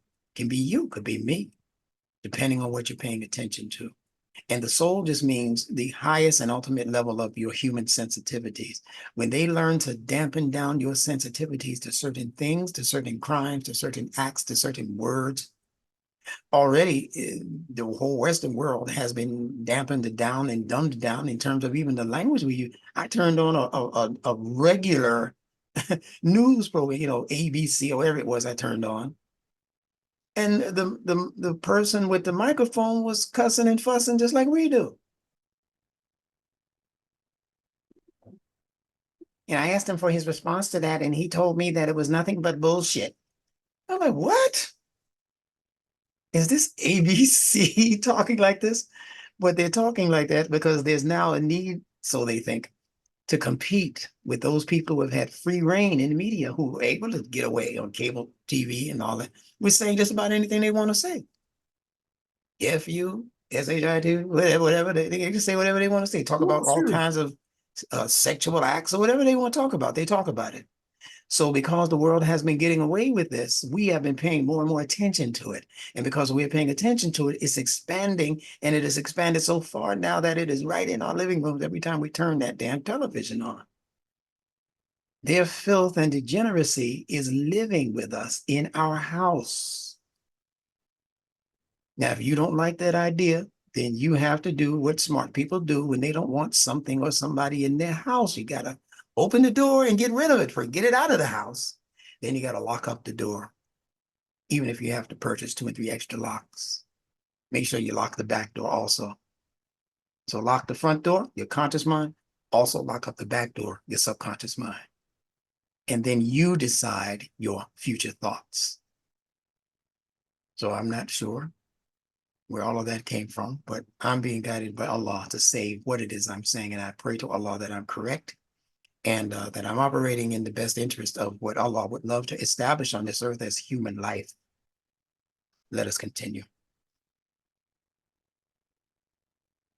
Bear with me today. So we were talking about the identity of our source creator called Allah in the Quran. And also why we should be interested in connecting with our source creator. When we say with Allah or with the name or with the identity of Allah, we're saying that we want to engage Allah. We want to be in connection. When you say you want to be with somebody, that means you want to be like side by side. And if you're envisioning that person as someone who can protect your interests, then you're not going in as an equal. You're going in as a subordinate. And that's where most of us fall short. This human ego is a hell of a monster when it's mismanaged or unmanaged. And it begins to think that it is all that, like Iblis thought he was all that. I am better than him. And that's a two-pronged statement coming out of Iblis's mouth in the Quran, metaphorically speaking, not a physical mouth, metaphorically speaking. Because at the same time, he is saying, I am better than him, meaning Adam. He is also saying in his subconscious mind that I'm better than you, Allah. Because he's telling Allah that I know better than you how to handle this thing. You don't need this bed bug to run the world. You don't need this Adam guy made of soft, stinky clay. I don't need him with me. You know, even in the Batman series, there was at a point where he thought Robin was just an irritant, and they got rid of Robin, and it was just Batman from that point on. So what Iblis wants us to believe is that we don't need the true human to run this world. And as a consequence of that, in the world right now, I would venture to say that most of today's popular leadership, they're from the reptilian race. Most of today's popular leadership, they are not from the human stock. They are not children of Adam. They are creatures that are thoroughly influenced by the need for survival at any cost. As Malcolm was unfortunately influenced to say, by any means necessary. Allah did not create the human being to get what he and her need by any means necessary. If that was the case, Allah would never have had to reveal the Quran or any scripture. If he wanted you to get it by any means necessary, please, Ahmed, close your phone if that's you, please. Thank you. All right.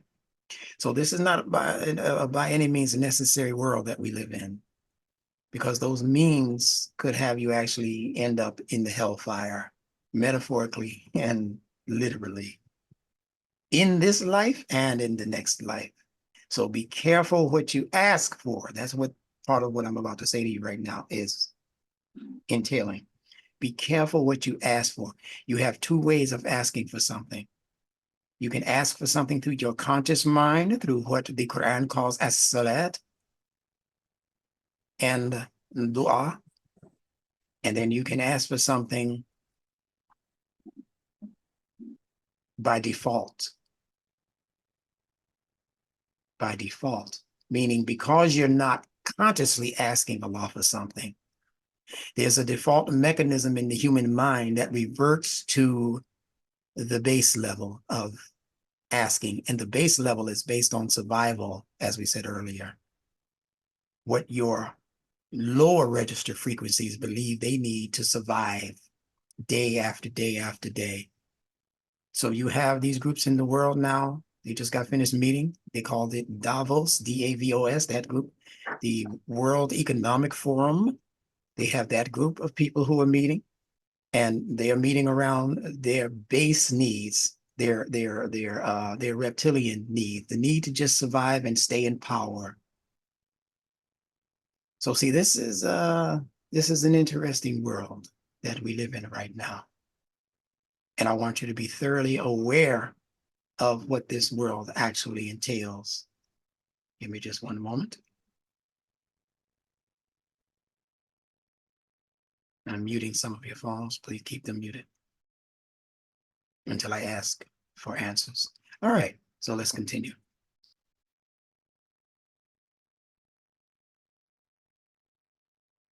And just to put a tail end on that last statement, whenever you allow your mind to revert to the default setting, and the default setting is regulated by your limbic brain and your reptile brain. Those two cohorts, what I told you in the Bible, were symbolized by Eve and the serpent.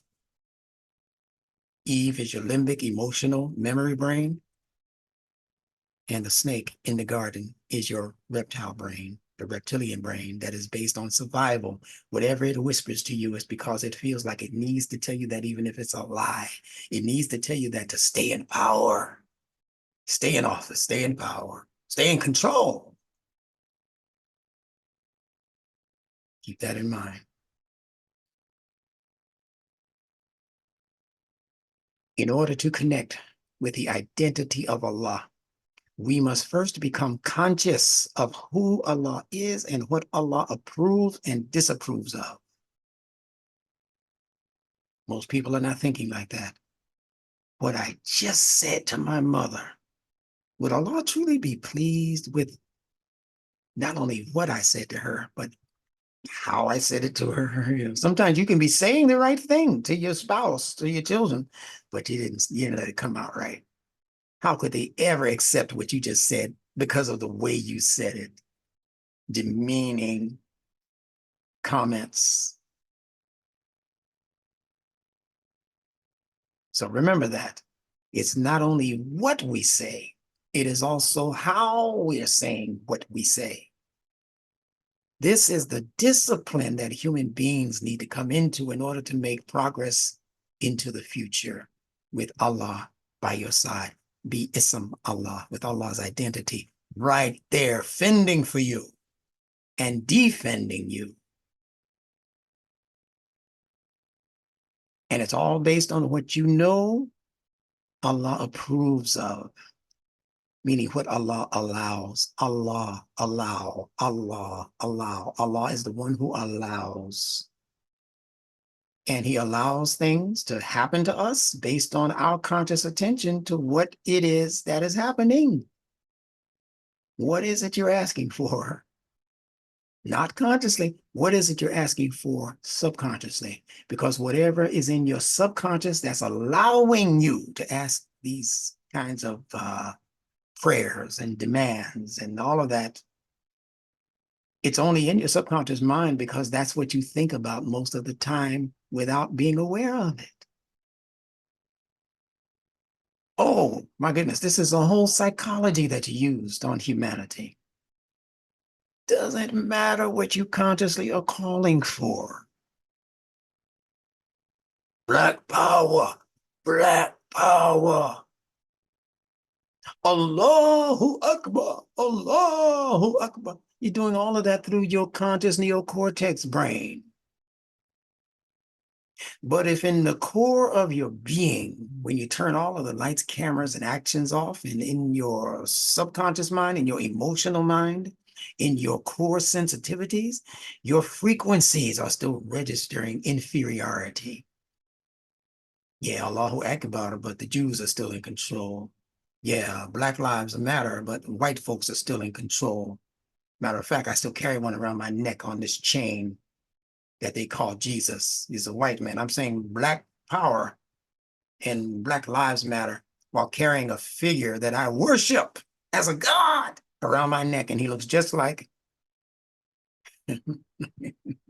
I almost mentioned somebody's name, but he looks just like the standard hobo that we used to see and the hippie that we used to see in the 60s and the 70s.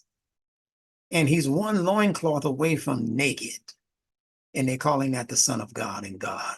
One loincloth. Somebody accidentally pulled the tie from around his waist on that cloth. He's buck naked. God. So it's these kinds of ideas that have been saturating our brains, our emotional brains. That's what you're truly worshiping. And that's why you're not making any progress out of this Malayas that they have craftily designed for us to be enchanted by and to be captured by. So we need some mental work done on us, not just words, not just chants and slogans.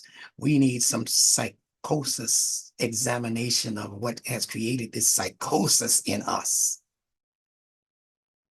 And that's what every true teacher of human values was here to tell us. Even if they didn't get the message 100% right, the intention in their hearts is what was regulating the words that came out of their mouths. So that even if you weren't hearing them correctly in terms of what they truly needed to say, you were feeling them correctly. And those feelings were registering on that same limbic brain that's controlling your emotions and your memory. And those frequencies, that's where we started this class out on, frequencies become matching frequencies. So some of you learn not to take the white man is the devil thing literally in the conscious mind. You say, oh, I like what Elijah was saying about the unity of Black people, and then I'll accept that. But this other stuff I can't accept. And that's fine. You found your matching frequency. I'll give you a perfect example of who that happened to. Cassius Clay / Muhammad Ali, who heard Elijah Muhammad teaching as early as 1959, I think, or early 60s. He started listening to Malcolm X. And do you think Muhammad Ali accepted Elijah Muhammad's teachings as Elijah Muhammad was teaching them, as a package of Black power messages and massages on the brains, on our brains? You know, he could not have. How could he do that and then go hire a white trainer, Angelo Dundee, and a white manager, whoever?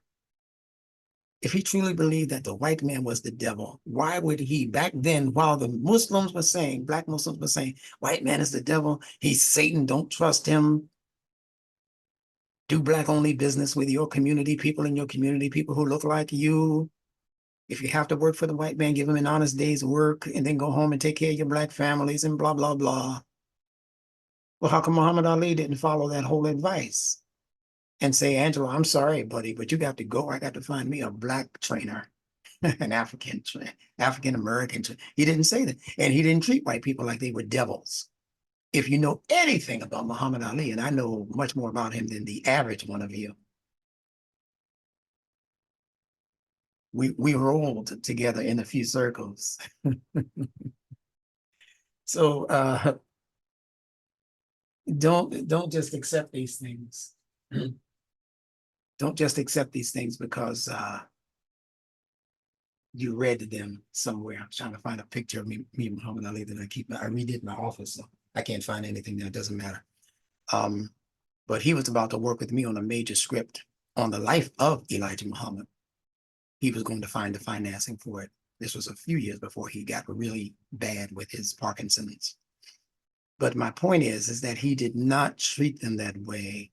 As much as I admired Elijah Muhammad's teachings back when I was in high school, when I was 17 and 18 years old, was when I was first introduced to him through Malcolm X's book, The Autobiography of Malcolm X. Nothing in me. I had, I was in a school, an alternative high school in New York. The principal was a white man, so-called white man. The principal is the one who eventually hired me to work there as an assistant teacher and then teaching my own classes on my own. And I did that for 13 years. I brought Elijah Muhammad in that classroom. I brought W.D. Muhammad in that classroom once he became, I brought imams in there. I brought rabbis and Christian priests. I brought everybody into my class. And this man, Ed Reynolds, God bless his soul, he did not buckle under whatever pressure he thought he was under from the Board of Education or whoever was monitoring him. This man did not buckle. He said, Ben, these children are benefiting from this knowledge. He said, keep it coming. And I did so for 13 straight years in a school that was regulated and under the auspices of the New York City Board of Education. You're talking about a modern day miracle? I dare you, I challenge you to find its equal. Somebody else who graduated from a nondescript high school in New York, a major city, New York City, in 1978. And then went on to be hired by that same school and their staff, who unanimously agreed that this guy here is captivating these students. He's got classes where they're sitting on the windowsills to be a part of what he's telling them. On the windowsills, it was so packed. 35, 40 students per class. This young man, he's only 18 now, teaching at this school. And we had to give him classes that lasted for 2 periods instead of 1, so that he could have them for an hour and a half, 2 hours straight at their demand, their recommendation. Here's a young man that used to have them from 1 o'clock to 3 o'clock in the afternoon. every day except Friday. And the only reason he didn't have them on Friday because that same white man who's supposed to be a devil said, hey, you know, whatever you're teaching them about Islam, it's working on them. These children are becoming disciplined. They're carrying around these big books, Qurans. He let the local masjid donate 200 Qurans to the school. And all of my students got one, and guess who else got one? Every single one of those staff members, most of whom were Jews. And they thanked me for that Quran. There was one Jewish older woman who put the Quran on her desk. And she came in one day and I saw her and she came towards me crying. I said, what are you crying for? She said, somebody stole my Quran off my desk. I said, Kathy, don't worry about it. I'll get you another one. I couldn't get those words out my mouth fast enough. Before that, the day was done. Whoever took it, returned it.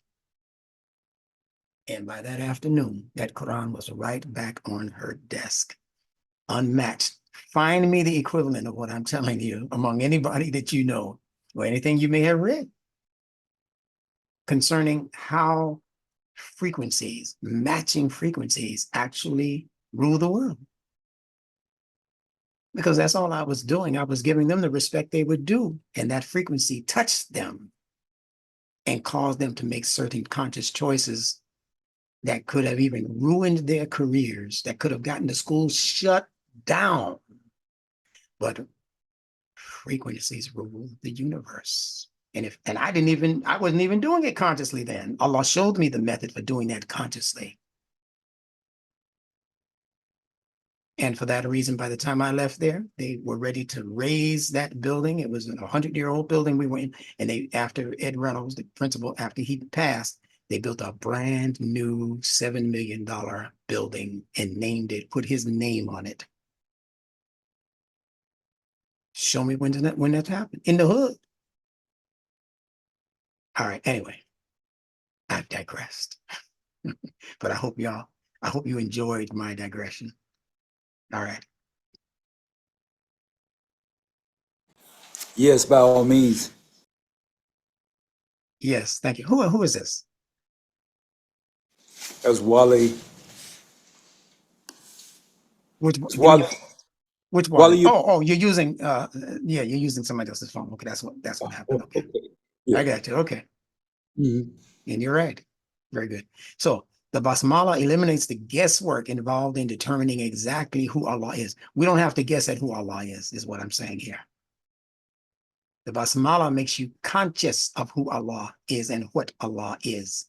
Now, what scholars are not knowing is that every Arabic word can and should first be researched for its proto-root, meaning its original biconsonantal meaning. We've gone over that in the past few weeks. Therefore, instead of the triconsonantal root word sin, mim, wow that's being used for sama and for ism, the word for name, the word for sky and the word for name are both from this 3-letter root word. Sin, mim, wow, SMW. We should first look for the proto-root letters, and that means 2 letters, 2 consonants. And the 2 consonants that are responsible for the word for name, ism, as well as the word for sky, sama, they have the same 2 consonantal proto-root letters. They are sin, the letter S, and mim, the letter M. These are the letters which lead us back to the fitra object. You see, the proto-root is going to always lead you back to the fitra. The fitra object known as the sky, which we have in the word as-sama. In our human paradigm, as-sama speaks to the authority of the intellect as it rules and regulates over the emotions. Stop. So I'm taking this out of and off of the page and planting it firmly into the abstract meaning that directly correlates with your human internal growth and development and identity. Because the scene represents your intellect, and the meme represents your emotionality and your morality. So they both together lead us back to the authority that you are to have according to what Allah gave you as an authority, the authority of your intellect over your emotionality.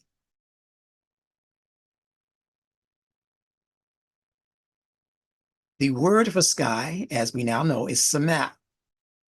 Samawat is the plural word from the Quran that they translate as skies, but it represents something much more significant than the physical sky. And it is symbolic of the human intellect as a regulator of cultural, political, academic, and economic life. Listen to this again. This word, sama, that they have for sky, usually representing the first sky in the atmosphere. They say there are 7 levels, right? And samawat represents the plural, working together. And it is symbolic, as I said, of the human intellect in the word or the letter sin. Sin represents the teeth chewing to the point where whatever it's chewing on tends to clean the teeth, like miswak or like a toothbrush. The person is chewing on the miswak and it's removing all of the little impediments from between the teeth and the yellow film that developed after he got up from sleeping for 6 hours or whatever, and he gets up and he's got the film and he chews on the miswak or uses the toothbrush to get rid of the film, and he looks in the mirror and it ping, bright shiny smile again. Just like the sun, when the sun comes out and the dark clouds begin to dissipate, we got that shine again, but it's coming from the sky in the form of the sun rays. And you can see the combination of consonants in the word is sun and in the word seen, the S and the N in that case working. Seen, sun. So that's what we're talking about in terms of this concept called sky. It's not talking in the scriptures about the physical sky. Everybody can see what happens in the physical sky. And there are only certain numbers of things that can happen in the sky. And we talked about this in your back and forth conversation. You did a very good job, I got to tell you. Man, I think I'm going to have just a separate webinar where you talk to each other, just like that. I'll just sit back. That's really, like I said, what the smaller classes are going to be, with about 5 people each, so everybody gets their chance. So the human intellect is regulating what you're seeing and experiencing in the culture, in the political world, in the educational world, the academic world, and in the economic world, or the economic part of the life. The intellect is supposed to be regulating all of those areas of concern. And then what you take into the intellect as information is to then regulate how you proceed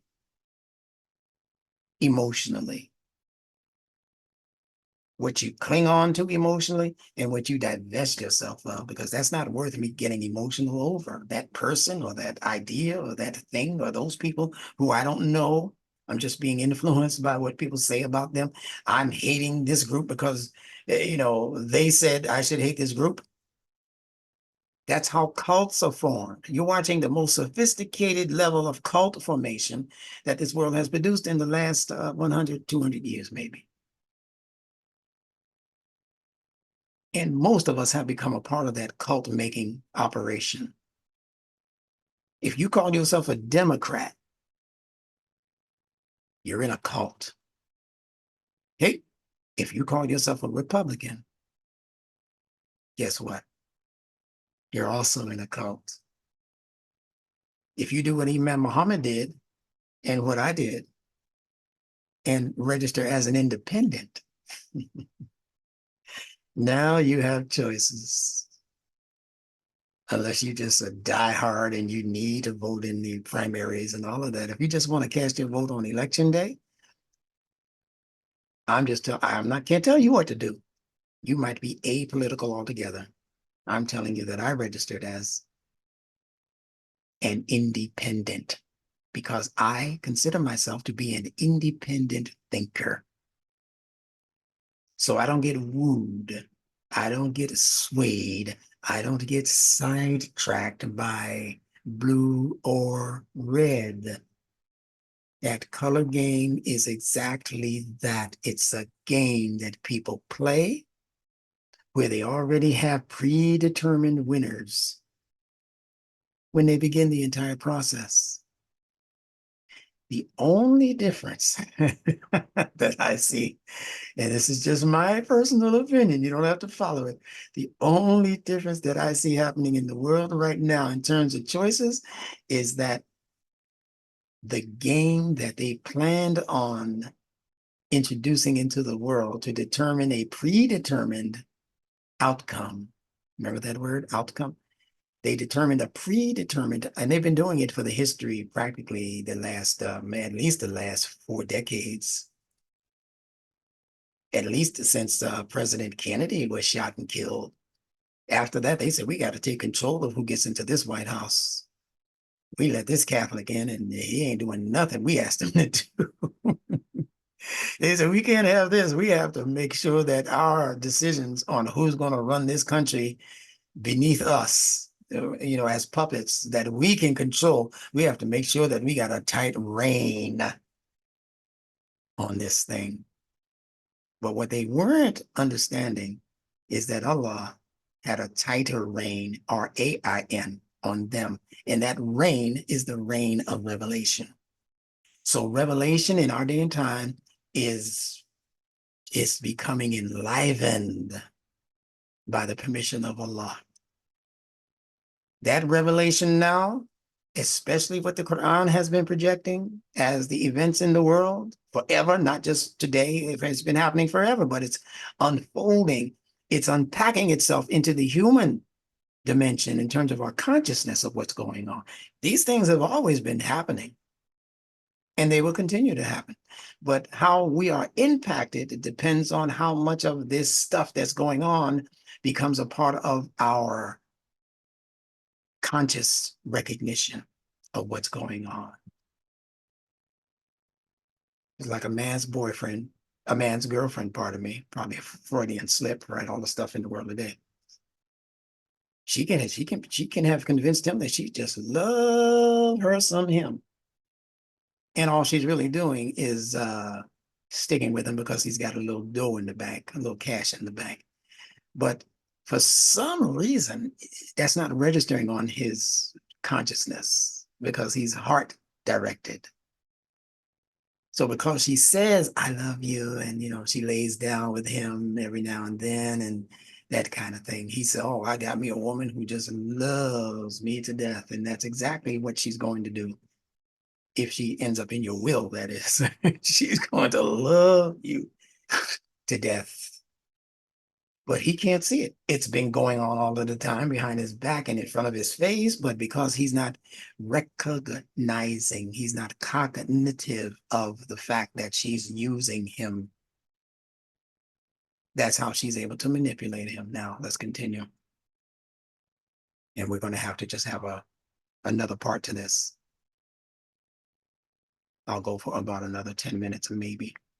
So we talked about the scene representing the human intellect, and now the meme in Sama represents, as you know, water, meme, and emotions.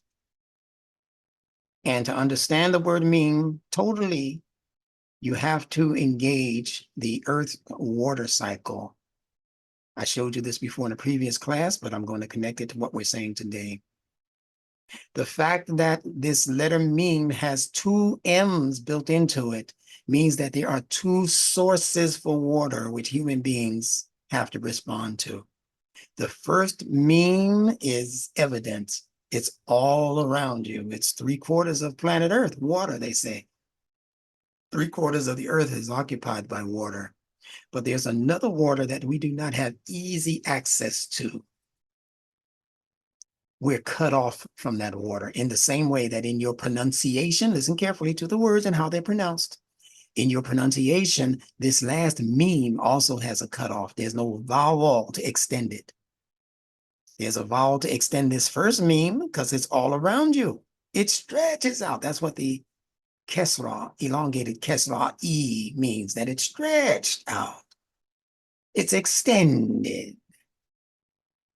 So this water is earthly water, and it is extended all of the way around us in the form of lakes and puddles and rivers and oceans and ponds and creeks and waterfalls. It's all around us. Just keep walking. You're going to run into some water, some earthly water. But then there's a water that you got to wait on, because it does not just normally extend itself to you according to your wishes and commands. This water, you have to wait for the sky to rain it down or to reveal it. The revelation, that water, Allah describes it as rainwater in the Quran, that He rained down the Quran. Anzala al-Quran, nazala, nozzle, water controller, the hose that controls the amount of water. Well, Allah controls the amount of revelation that the people get and when they get it and where it falls. In the history of revelation, we say that Muhammad the Prophet and that civilization were the last civilization to receive revelation, although that's not true. I'm going to be busting a lot of bubbles in this course. Oh, revelation stopped with Muhammad the Prophet and the Quran. No, it didn't. Oh, I know I'm saying something totally controversial now. Don't come looking for me. Unless you're looking for me to learn something. The reason why people think that the Quran is the last of revelation is for a couple of reasons. Number one, they really don't know what revelation is. They're going purely by just maybe one or maybe two statements in the Quran to say, this is it. And I'm telling you that the idea that revelation has ceased and desisted is because the Quran says, according to the scholars, that Muhammad is what's called the seal, S-E-A-L, of the prophets. And again, those wily Persians in history were able to give a duplicate word for seal and a duplicate word for prophet, Nabi, so that the people thought that this part of the Quran was speaking to a physical man called Muhammad and was speaking to the cessation, the stopping of revelation after the Quran had been revealed. And I'm saying to you that there's plenty of proof in the Quran that that is not what it's talking about. They even mismanage tenses in the Quran to try to substantiate their point that the Quran is the final revelation given to humanity through the Arab prophet Muhammad. And they try to establish that by some of the words that they find in the beginning of Al-Baqarah. We're not going to go through that today, but there are some mismanaged tenses. That which He revealed to you, that which He revealed before you, and then it speaks about something in relation to Al-Akhirah, which they say means after. But because they mismanaged the sentence, you can't get what Allah was actually saying about revelation. But again, that's a subject for maybe the next class. I know you're itching to know what I'm talking about. But start looking at that ayat in the beginning of Al-Baqarah. You may be able to figure some of it out for yourself. So going back to my point here. Revelation never ceases. never ceases. And what we are calling prophets, we're only doing it because we've been directed to do that and keep them in a certain framework, especially of regions in the world, the Middle East, and certain ethnicities, i.e., the Jews, and latest on the train, the Arabs. If it weren't for the Quran, we would be relegating most of the prophets on this planet to the Jewish race, so-called Jewish race.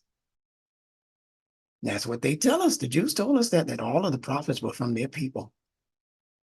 How is that fair? They were the only ones in history needing help. Why is Africa in the shape it's in today? How come they didn't get any prophets? Who is this Allah that's that discriminating? Africans are still messed up. Where's their prophet? And then they carve out one prophet. They say, oh, he might have been African. That's a Luqman. And then they go behind that and tell you, well, he wasn't really a prophet. You see how they discredit us? Only one, they say, might have been from Africa. And then they say, well, even though we think he was from Africa, we don't call him a prophet. He's not Nabi, Luqman. They say the Quran never refers to him as a prophet. So, we can't put him in there. They said, well, we'll put him in fantasy land, and we'll tell them that who is that? Aesop. You heard of Aesop's fables? They say that's a Luqman. He was just a wise man, teaching his son certain ethics and responsibilities and that kind of thing. But yeah, he was wise, but he wasn't no prophet. This is the manipulation of scriptural language that we're discussing right now.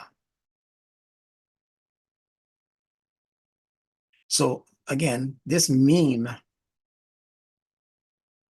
is a reference to human emotionality, and it's a reference to the Earth's water cycle. I'm going to skip this and come back to it next week. But I wanted to just show you this, and then a picture of the water cycle. In the Bible, and most Christians would recognize this language, there's a phrase called the abomination of desolation. The abomination, which is a bad thing, of desolation, and they call that the last days. I give you D-A-Z-E so that you know exactly what they're referring to. It's going to be a day and time that will come when the entire world will be put into a spell. The entire world. We're living in it right now. The last days. In Hebrew, the word for abomination means idol.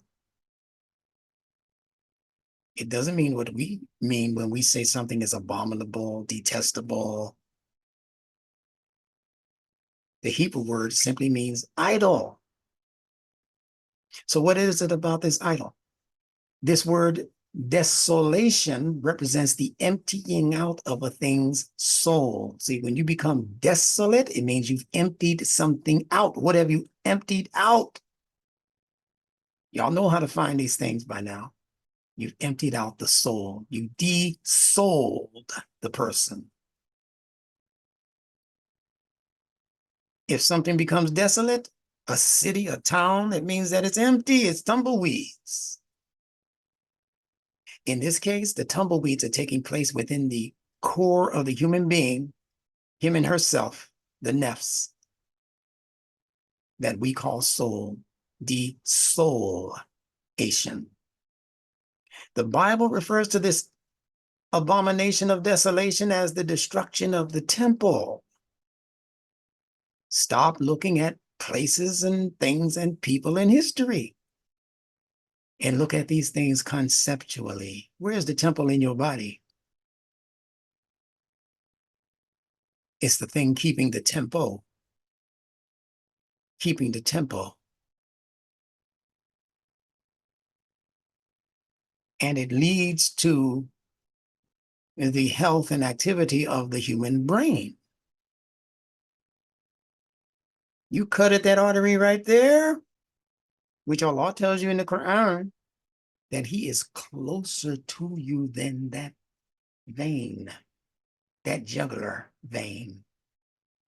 He said he's as close to you as your jugular vein and even closer. So again, the Bible is speaking about the abomination of desolation as the destruction of the temple. So what have these evildoers, these manipulators, these schemers, what have they been doing against humanity in order to put them in the positions of authority that they are in now that they do not rightfully deserve? They have enacted a scheme for the total decimation and abomination and desolation of the human brain itself, that temple. That's the temple that the Bible is talking about. That's the temple that Jesus is referring to in the Bible. That's the temple that the Quran is referring to when it speaks about the Bayt al-Haram.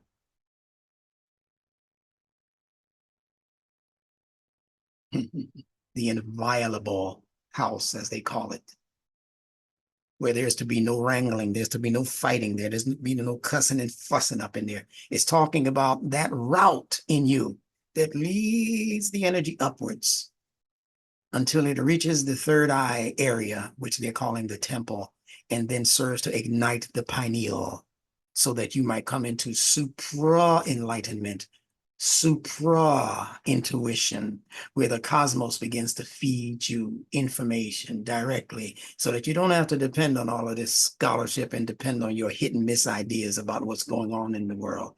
That's what the Quran is here to present to us. It's cosmic enlightenment, not worldly or man's enlightenment.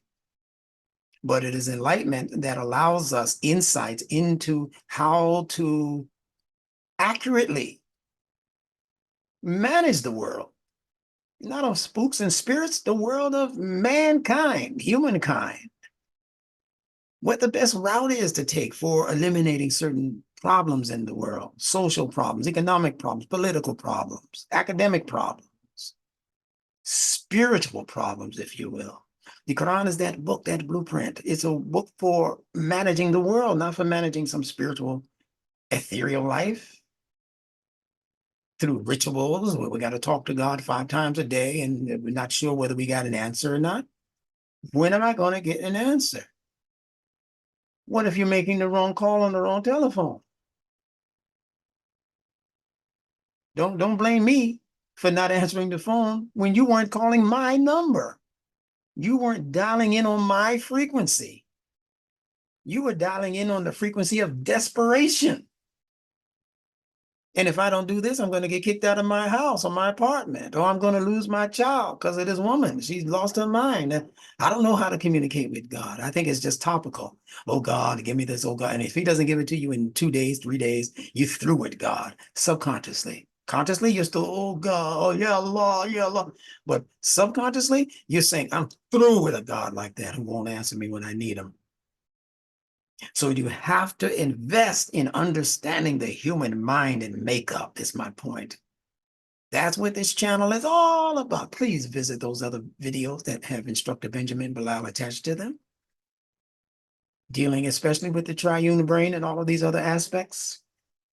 And I'm saying to you, in my conclusion of this topic for today, that the Jesus they are speaking of is an activity that is taking place within the energetic system of your human self, your human body, your chakra system.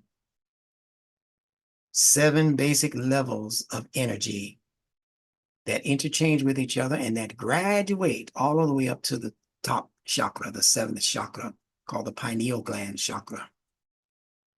When that becomes activated by the uplifting of its energies from the bottom, the root chakra, where all of your base needs are being met, your survival needs that we spoke about earlier. When those needs become satisfied one after another, but it can't become satisfied until you know what to do to press that elevator button to go up. If you are not consciously attached to how to regulate that flow, See, that's the resurrection of Christ. The Bible says Christ first went down into hell. See, you're already born with an activated pineal. That's why your mama and those people from those generations, great grandmother and people used to say when the baby was born, they said, don't touch that baby on top of his head. See, that's the door to those pineal gland energies right there. Right beneath that, you're going to find right in the middle of the skull, the pineal. So you're not supposed to try to massage that. It's a soft spot, they call it. Don't touch the baby's soft spot.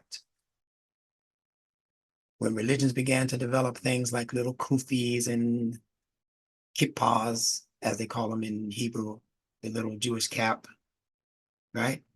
They did that to indicate that that was a very precious place. When they started to draw halos on the top of righteous people's heads, they were indicating that this is the highest level of enlightenment you can come into.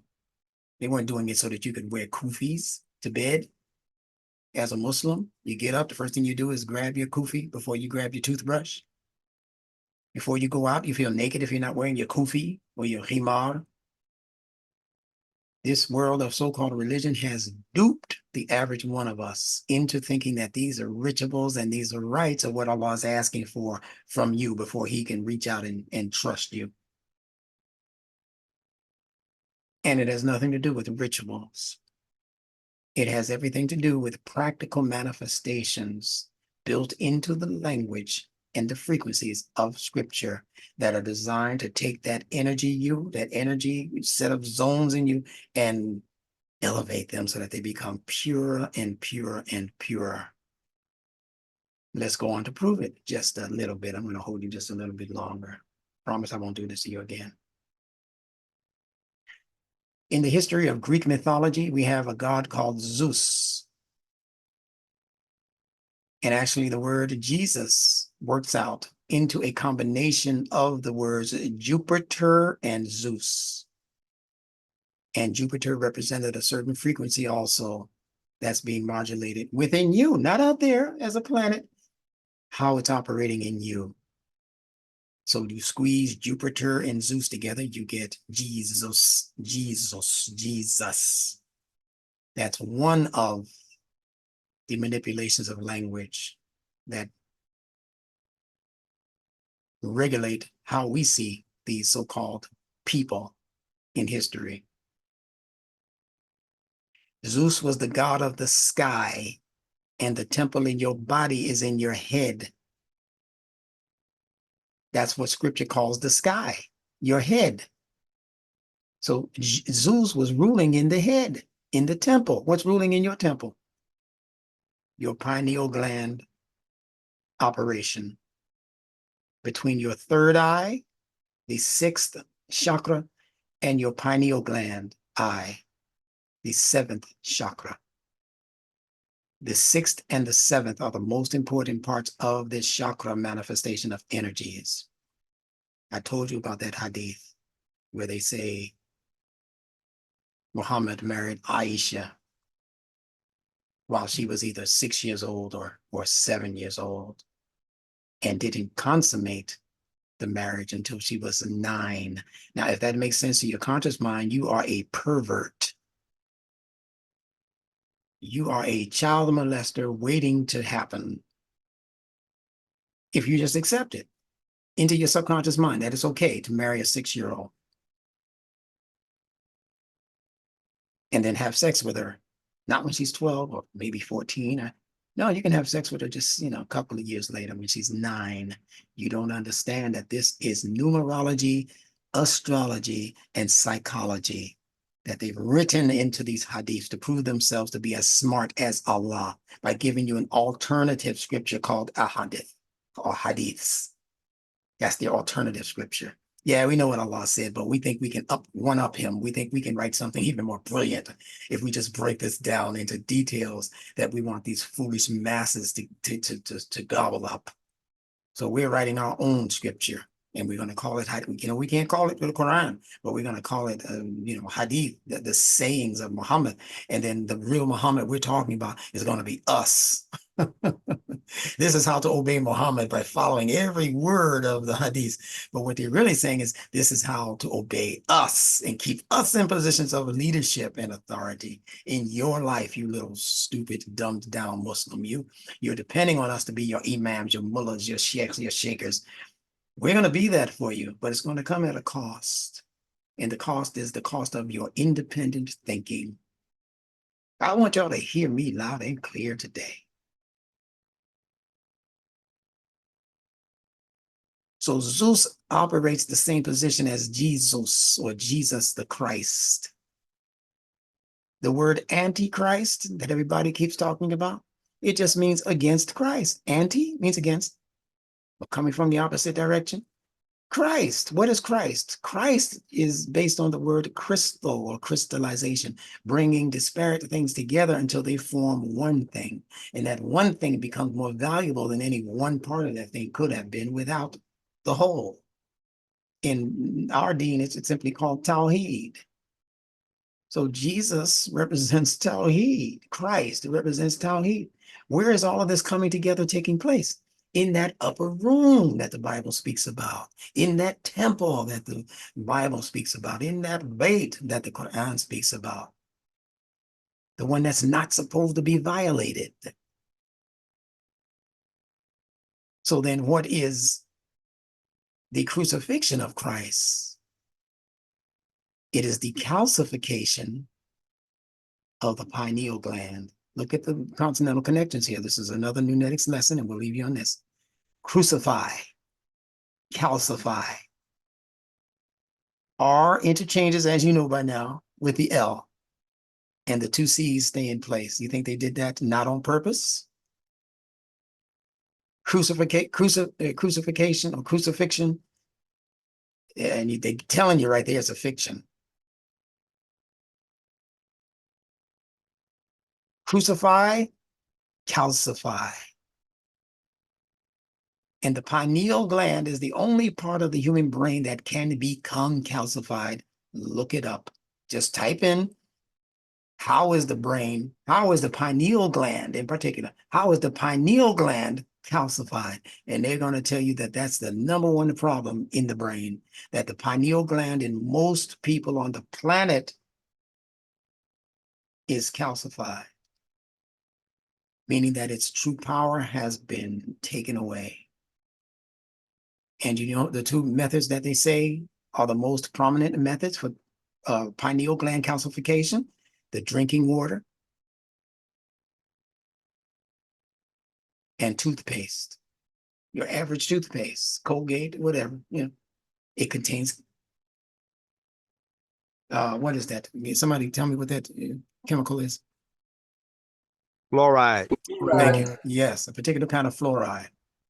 And we're ingesting it every morning or every however many times we brush our teeth, we're swallowing it. And it's in all of the standard drinking water around the world. So they've been on this for decades, since they invented fluoridization of water. So keep that in mind. When Christians talk about crucifixion, you're actually talking about calcification. They don't know that. The preachers don't know that. I think the Pope might know that, but there's no guarantee of that either.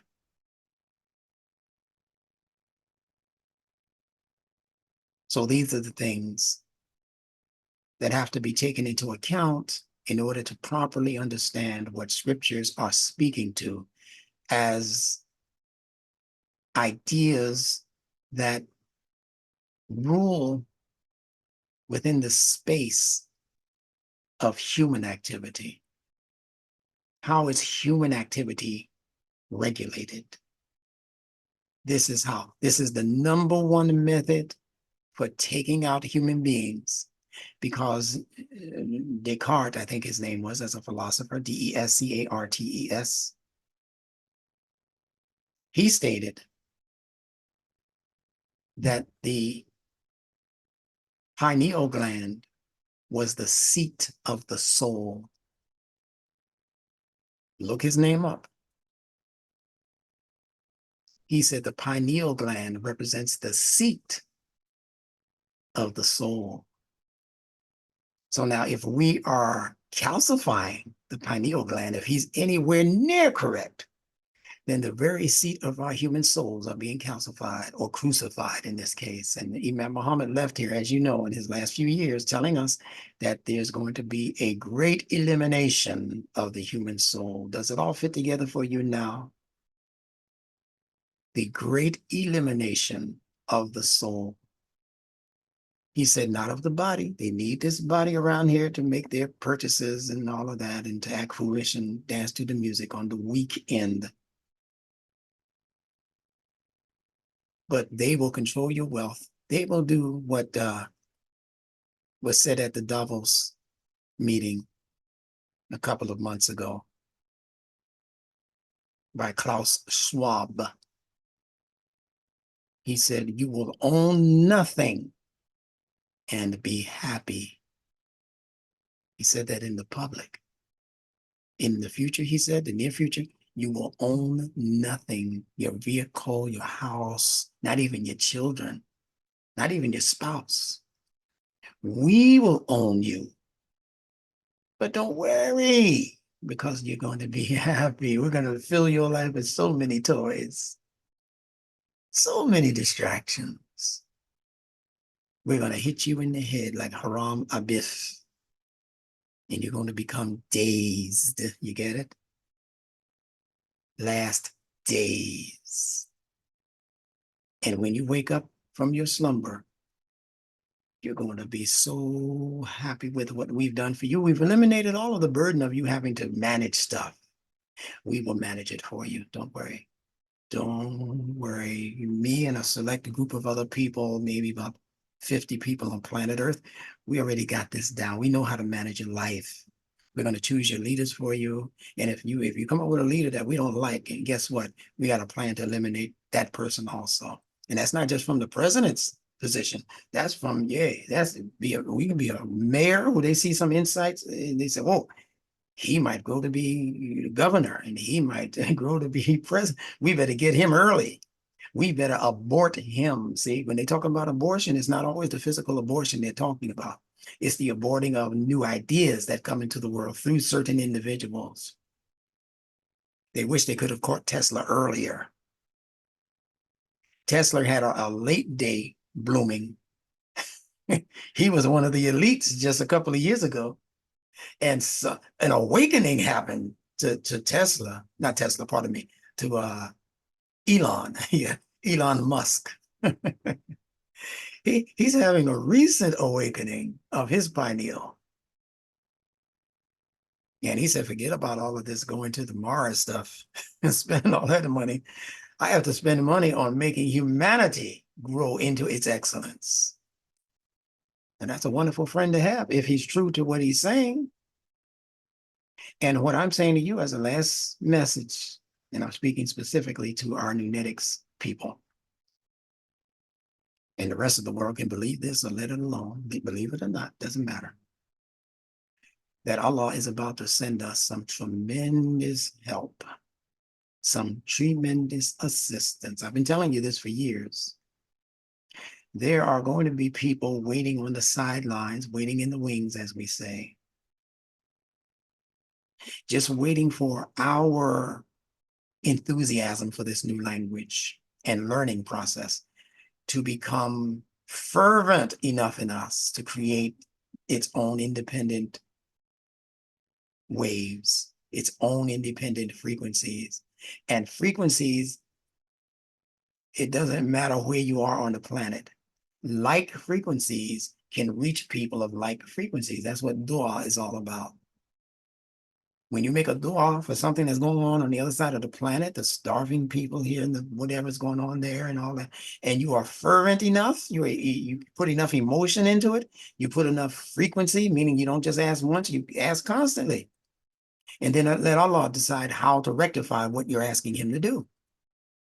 And what I'm saying is that frequency, as the frequency in your radio or television, you just turn it on and you can see what's happening all the way in China and in Russia and in Kuwait and all these other places in Africa. Doesn't take long, not even a millisecond. Oh, well, this is live from Kenya. Well, if those frequencies can travel through the atmosphere, What about the original apparatus that produces frequencies? Your human chakras, your human aura, your human nervous system. So in my last message, you want to know how people escape tragedies like the one you saw yesterday? You say, man, for all intents and purposes, this man should have been dead. He should have been dead sitting through all of those court cases that they thought he was going to lose, and he's just winning them one by one. Now, this is not an advocate. This is not me advocating republicanism or anything like that. This is just me showing you how Allah works in the world. No respecter of persons. That man should have been out of here a long time ago, according to certain people who follow those trends. And well, we did this, we did that, we interrupted that and this and the other, and that didn't work. Well, last effort is to just assassinate him. Not saying they can't do it, not saying that they won't try again and do it. But for what we witnessed yesterday around this time, they weren't able to, they grazed him, grazed his ear. These are all signs from Allah. They grazed his right ear.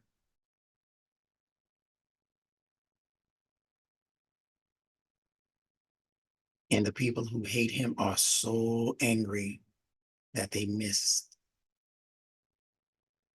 Now, you might say, well, why would Allah let that happen? He loves Trump that much. No, it has nothing to do with love for Trump. It has to do with love for the process. Allah allows. He uses anybody, everybody. He'll step up and say, you want to be used today? Okay, let me use you. And he won't let you go through that much difficulty necessarily, but he uses you to defeat the plan. Allah said it, not Allah. W.D. Muhammad, I keep telling you what he said. He said, I know what they say about the New World Order. He said, but Allah is going to allow, Allah is going to use the New World Order, their hands. How did he put that? Somebody remembers that exact quote, chime in. Yeah. I'm going to paraphrase a little bit. Allah is going to use, in other words, Allah is going to destroy the New World Order using their hands. I hope you know what that means. There will be a lot of crazy things happening. And you're going to be thinking that whoever you want to be the bad guys are losing or winning. Klaus Schwab, he was thinking he was winning. Now he's under investigation for women abuse and possibly sexual, and it will end up being child abuse, sex, using children for sex during his meetings, his Davos meetings, and all of his big boys. You know that they, and this is not news. This is what, if you just dig a little deeper into news, you find out that every time Davos meets, every time this summit meets once or twice a year, it's nothing but sex parties amongst these politicians and these leaders of foreign nations and all of that. These are nothing but sex parties that take place here, that takes place in these places.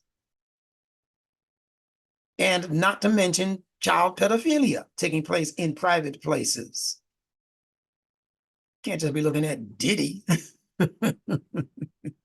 You better start looking at some of these high rollers that have much more money and influence in the world than Diddy would ever dream of having. So I just want people to be clear, that's all. I just want you to be clear. And it's not a racial game. It's not a brown or blue or black or purple game. It's not a blue versus red thing. You put them both together, you got the color purple, and purple means leadership and rulership and regal kinds of stuff, if they would come together. And that's why the manipulators and the conspirators do not want the people to come together. They have to keep us divided. That's why my latest book on the artificial separation of humans.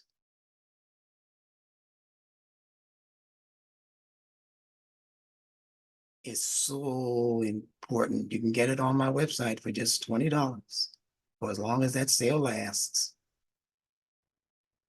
There will be many of them in the mail tomorrow due to the numbers of you who have already ordered it. It's hot off the press.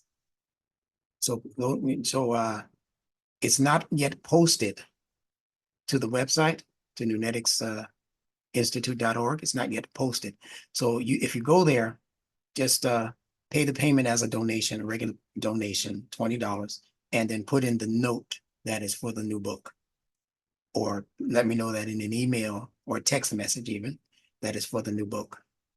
And how many books you wanted. One of you have already ordered 5. You keep me working. I love it. That's the support that I'm looking for. And then they take those 5 and they start giving them to family members and to people at the masjid or in their church. Because this one is for everybody. This is a non-religious anything, this new book. Most of my books actually are. But this one specifically is not for Muslims. In fact, it was delivered in a church in Brooklyn. And those Christians loved it. That's why I had to put it out in book form. I had it out as an audio for a minute, but I want it to be something that you can hold on to and share with your relatives, your friends, your masjid church members, synagogue members, or social members, or whatever, social clubs, or wherever you're a part of. Just share it with them. It's not a long read. You can read it in a half hour, actually, if you just keep reading. All right. So this is where, yes, sir. Just a point of clarification. When you listen back at the replay, you mentioned the pineal as the 7th chakra, and you mentioned how significant that space between the 6th and 7th chakra. Yes. And you didn't mention the crown chakra. Whatever, if that's something that is an additional information, I just want to point it out so that you can make a clarification of that. Thank you. Yeah. Yes, sir. The pineal gland is the crown chakra.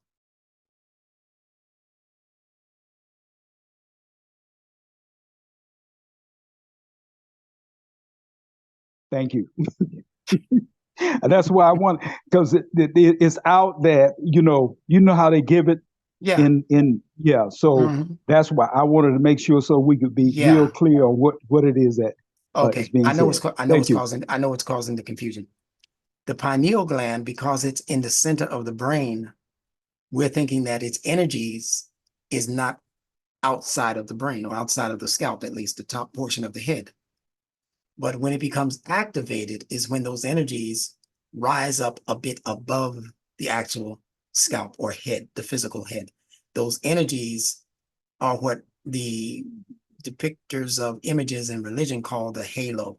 When they showed you the picture of Jesus the Christ with the halo around his head, the halo of light, they're just referring to the enlightenment portion of what the pineal gland does once it becomes activated. If it stays calcified or crucified, then there's no enlightenment. You can only work with the rest of what you have in that chakra package. But if it becomes enlightened through what? Oh man, you need to really, if you haven't gotten them, you need to get the 3 books that I have written already on what is as-salat. So we can come out of this fantasy land of it being some ritual. And we can understand what salat is as an actual routine with tangible results. And we'll understand the portion of it that it has a physical component. The physical component, someone has their phone open. The physical component is connected to things that we do physically, but have a benefit at the end of it, like taking a bath. That's physical, but it has a discernible benefit once you conclude it. That's the point of that. If I'm just washing my hands up to the arms, up to the elbow, washing my feet up to the ankles, wiping over my head, there's no tangible. What if I just got out the shower and now I'm about to make salat and I got to do all of that washing all over again? Why? It's unnecessary. I'm clean. What is this? If I'm just getting over a piece of work or something, construction or something, and I'm around a whole lot of dust and debris, stuff floating, and I got, stuff. You mean to tell me it's enough for me to just wipe my hands over my head and just wash my arms up to the elbow? My whole arm is dirty. I gotta wipe my feet in between my toes, unless I'm wearing some kind of special magic socks or something. Then I can just wipe my hands over the socks. Well, how is that becoming closer to Allah? Snorting water up my nose? How did I just become closer to Allah? By snorting water and gurgling or gargling with some water 3 times. Why 3?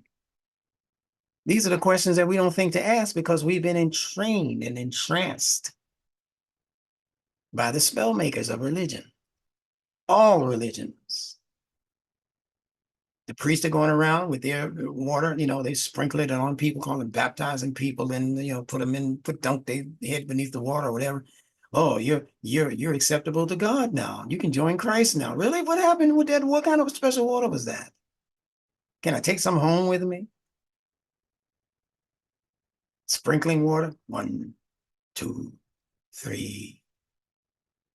You have been forgiven. Make a trip to the Middle East, to Mecca. And because I made a trip to Mecca and I ran around the Kaaba 7 times, I'm forgiven for all of the sins. I could be the mass murderer. I could be, name a mass murderer in history. If that person had went to Hajj and ran around the Kaaba 7 times and asked God for forgiveness, you mean to tell me that Allah is going to forgive that person for all of the mayhem and hell and corruption they've caused in the earth, which continues, by the way, while they're in Mecca? All of that stuff they started, people are still feeling the brunt of that while he's running around a house and a rock in Mecca. You telling me that God, in his wisdom, is going to just say you are forgiven for everything you've ever done? Just try not to do it again. And if you don't get a chance to make the Hajj, then, taking Shahadatain is enough. You take Shahadatain and Allah's going to forgive you. You just got to yeah. I just want to thank you because that makes all the sense in the world to me, because each one of those chakras, you have some attached to it, like the throat chakra. Yes. Now, when you look at the crown, the third eye, the pineal, is as you explain it now, it's actually the activation of the pineal gland, or organ that makes that 7th chakra. That's beautiful. That's a revelation. Yes, indeed. Yes, indeed. And if you take the reason why they call it the pineal gland, in case people don't know, is that they named it after the pine cone. And you'll notice in the Catholic Church, around the Pope and all of that, is nothing but images of pine cones on his staff. At the top of his staff, Google these images. At the top of his staff, I don't have time to pull it up for you now, is a pine cone. What's that about? It's talking about the pineal gland. They named it pineal because it resembles the pine cone. And the other sameness connected to the pine cone is that when you light it on fire, it's like firecrackers going off. And it's the same thing when those energies become raised during your meditation and concentration and contemplation, which I tell you, those 3 things equal salat: meditation, contemplation, and what was the third one I mentioned? Concentration, yeah. You notice that all of them, listen, meditation, MED, middle. Concentration, CEN, central. What's the last one again? Meditation, concentration, and contemplation. That's where your temple comes in. That's the temple. That's what makes the temple sacred. The house. Bayt al-Haram, the inviolable. You're not supposed to violate those energies. They become contaminated and useless, calcified, crucified. And Allah says in the Quran that they neither killed him nor crucified him, but it was made to appear as such. You know what Allah is saying? You can't crucify the pineal. You can try, you can calcify it, but Allah always has a way of reversing the process. If you simply do these things that I just mentioned, that equals salat. You can do them with physical movements, as long as you know what those physical movements represent. You know what qiyam is, standing up, but you should be standing up in your soul. You know what ukul is, then study the properties of that physical action and then apply it to the metaphysical you. You know what sajda is, putting your forehead on the, what's right there? Blood flowing and washing that pineal. Every time you put your forehead on the ground, a rush of blood comes into the pineal. So if you don't know what those activities are, it's useless. It's a ritual. If you know what they are and you're comfortable doing those things, I say, go for it. I still make sajda. Sajda is very helpful in this man's life. I feel better. I don't stay down there too long and you get dizzy and fall out. Too much blood. But if you're sitting there in a meditative pause in whatever position you call, the sitting and contemplating and, even making dua from that position, go for it. People all around the world have that position. The Buddhists, they do that. The Hindus, they do that. We're not the only ones with that position where we sit and meditate. Just stop talking to dead people. That's all I ask you. Salaam Alaykum wa rahmatullahi wa barakatuh. Who are you talking to? Amen. I'm not saying this to be funny. Assalamu alayka ayyuhan nabi wa rahmatullahi wa barakatuh. The peace be upon you, O prophet. What prophet are you talking to that's still here with us, that can hear you? Assalamu alayna wa ala ibadullahi salihin. Peace, the peace be upon those of us, the righteous servants of Allah. Where are they? You're by yourself. Where are they? Who are you talking to? So they have created a religious language that is designed to make us majnoon. I know a lot of people are going to disagree with that. They're going to start to, commenting if they hear it. You're stupid, you're wrong, you're a kufr or kafir or this, whatever they want to say. I don't get a whole lot of that, though. It's interesting. Most people, they don't argue with what I'm putting on YouTube. You know why? They can't really challenge it. Because I say, if you're going to disagree with it, disagree with me in public.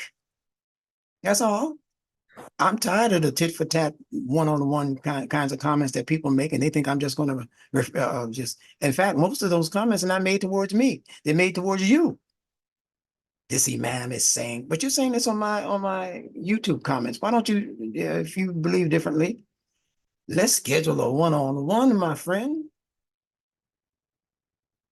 Isn't that what Musa did with Pharaoh's boys? He said, let me meet you when the sun is well up. Oh man, how beautiful that is. And then they asked him, they said, who should throw first, Musa? Musa said, you'll go. He said, you go first. And Pharaoh threw his rods, and his people threw their rods and their this and that. And they were doing all kinds of magic, that's all that frequency modulation stuff. And then it says Musa, not his brother Aaron, like the Bible says. It says Musa threw his rod and it turned into a snake, like an anaconda. And Allah tells you what the snake represents. He said that the snake ate up all of the falsehoods they had faked. There was no real snake. It was truth versus falsehood that he threw out there. Gobbled them up. Probably licked his fingers. Yeah, that was tasty. Snake licked his fingers if he had any. So this is a wonderful journey, Will. I don't know how many of you recognize it. There's no sadness in what we are experiencing today as information. The only sadness is if you truly still do not know how to use this information. Alhamdulillah. You understand? Yes. Imam, just quickly, you go back over there was about the oil Christ and the oil being anointed one, and the oil, because I understand there was a crystal oil they named after Christo. Yeah, Crisco. Crisco. Yeah. And The Bible speaks about the oil also. So the oil that it is speaking of is the oil that is produced from the concentration, the meditation, and the contemplation that I told you about. If you do that in the quietness of your own room as an individual, even, just, find a dark space or something and just sit there and get everything out of your mind that's bothering you and concentrate on one issue, one problem. Just concentrate. Then once that one issue comes before your mind, consciously, it's already in your subconscious. You're pulling it forth consciously. Then you begin to meditate on that issue while it's in the middle of your mind. Meditate. Look at all of the aspects of that problem. Could be financial problems, relationship problems, problems getting along with people wherever you are on a job or in society, or you being a reject and people not liking you and all that. Well, what's going to happen is that suggestions are going to begin to come to you.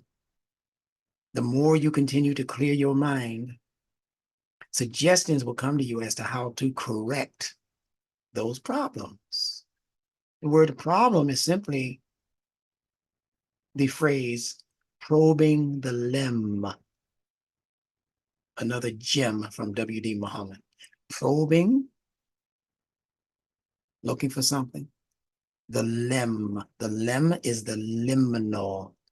The liminal is a part of your consciousness. It is consciousness. Subliminal is subconsciousness. So liminal is consciousness. You have to probe the consciousness. You have to concentrate on your conscious mind and be able to evaluate that thing that you're looking at that's been bothering you or that needs some resolution. And the more you concentrate on it, what do we say about concentration? The more you concentrate on something, the more it expands. So now that issue is being looked at from all four directions by your mind, your conscious mind. And you have to just be able to, do that enough so that the issues and the resolution becomes the most prominent feature of what's happening in your conscious mind. Then you can deal with it. Then you can begin to allow it to diminish.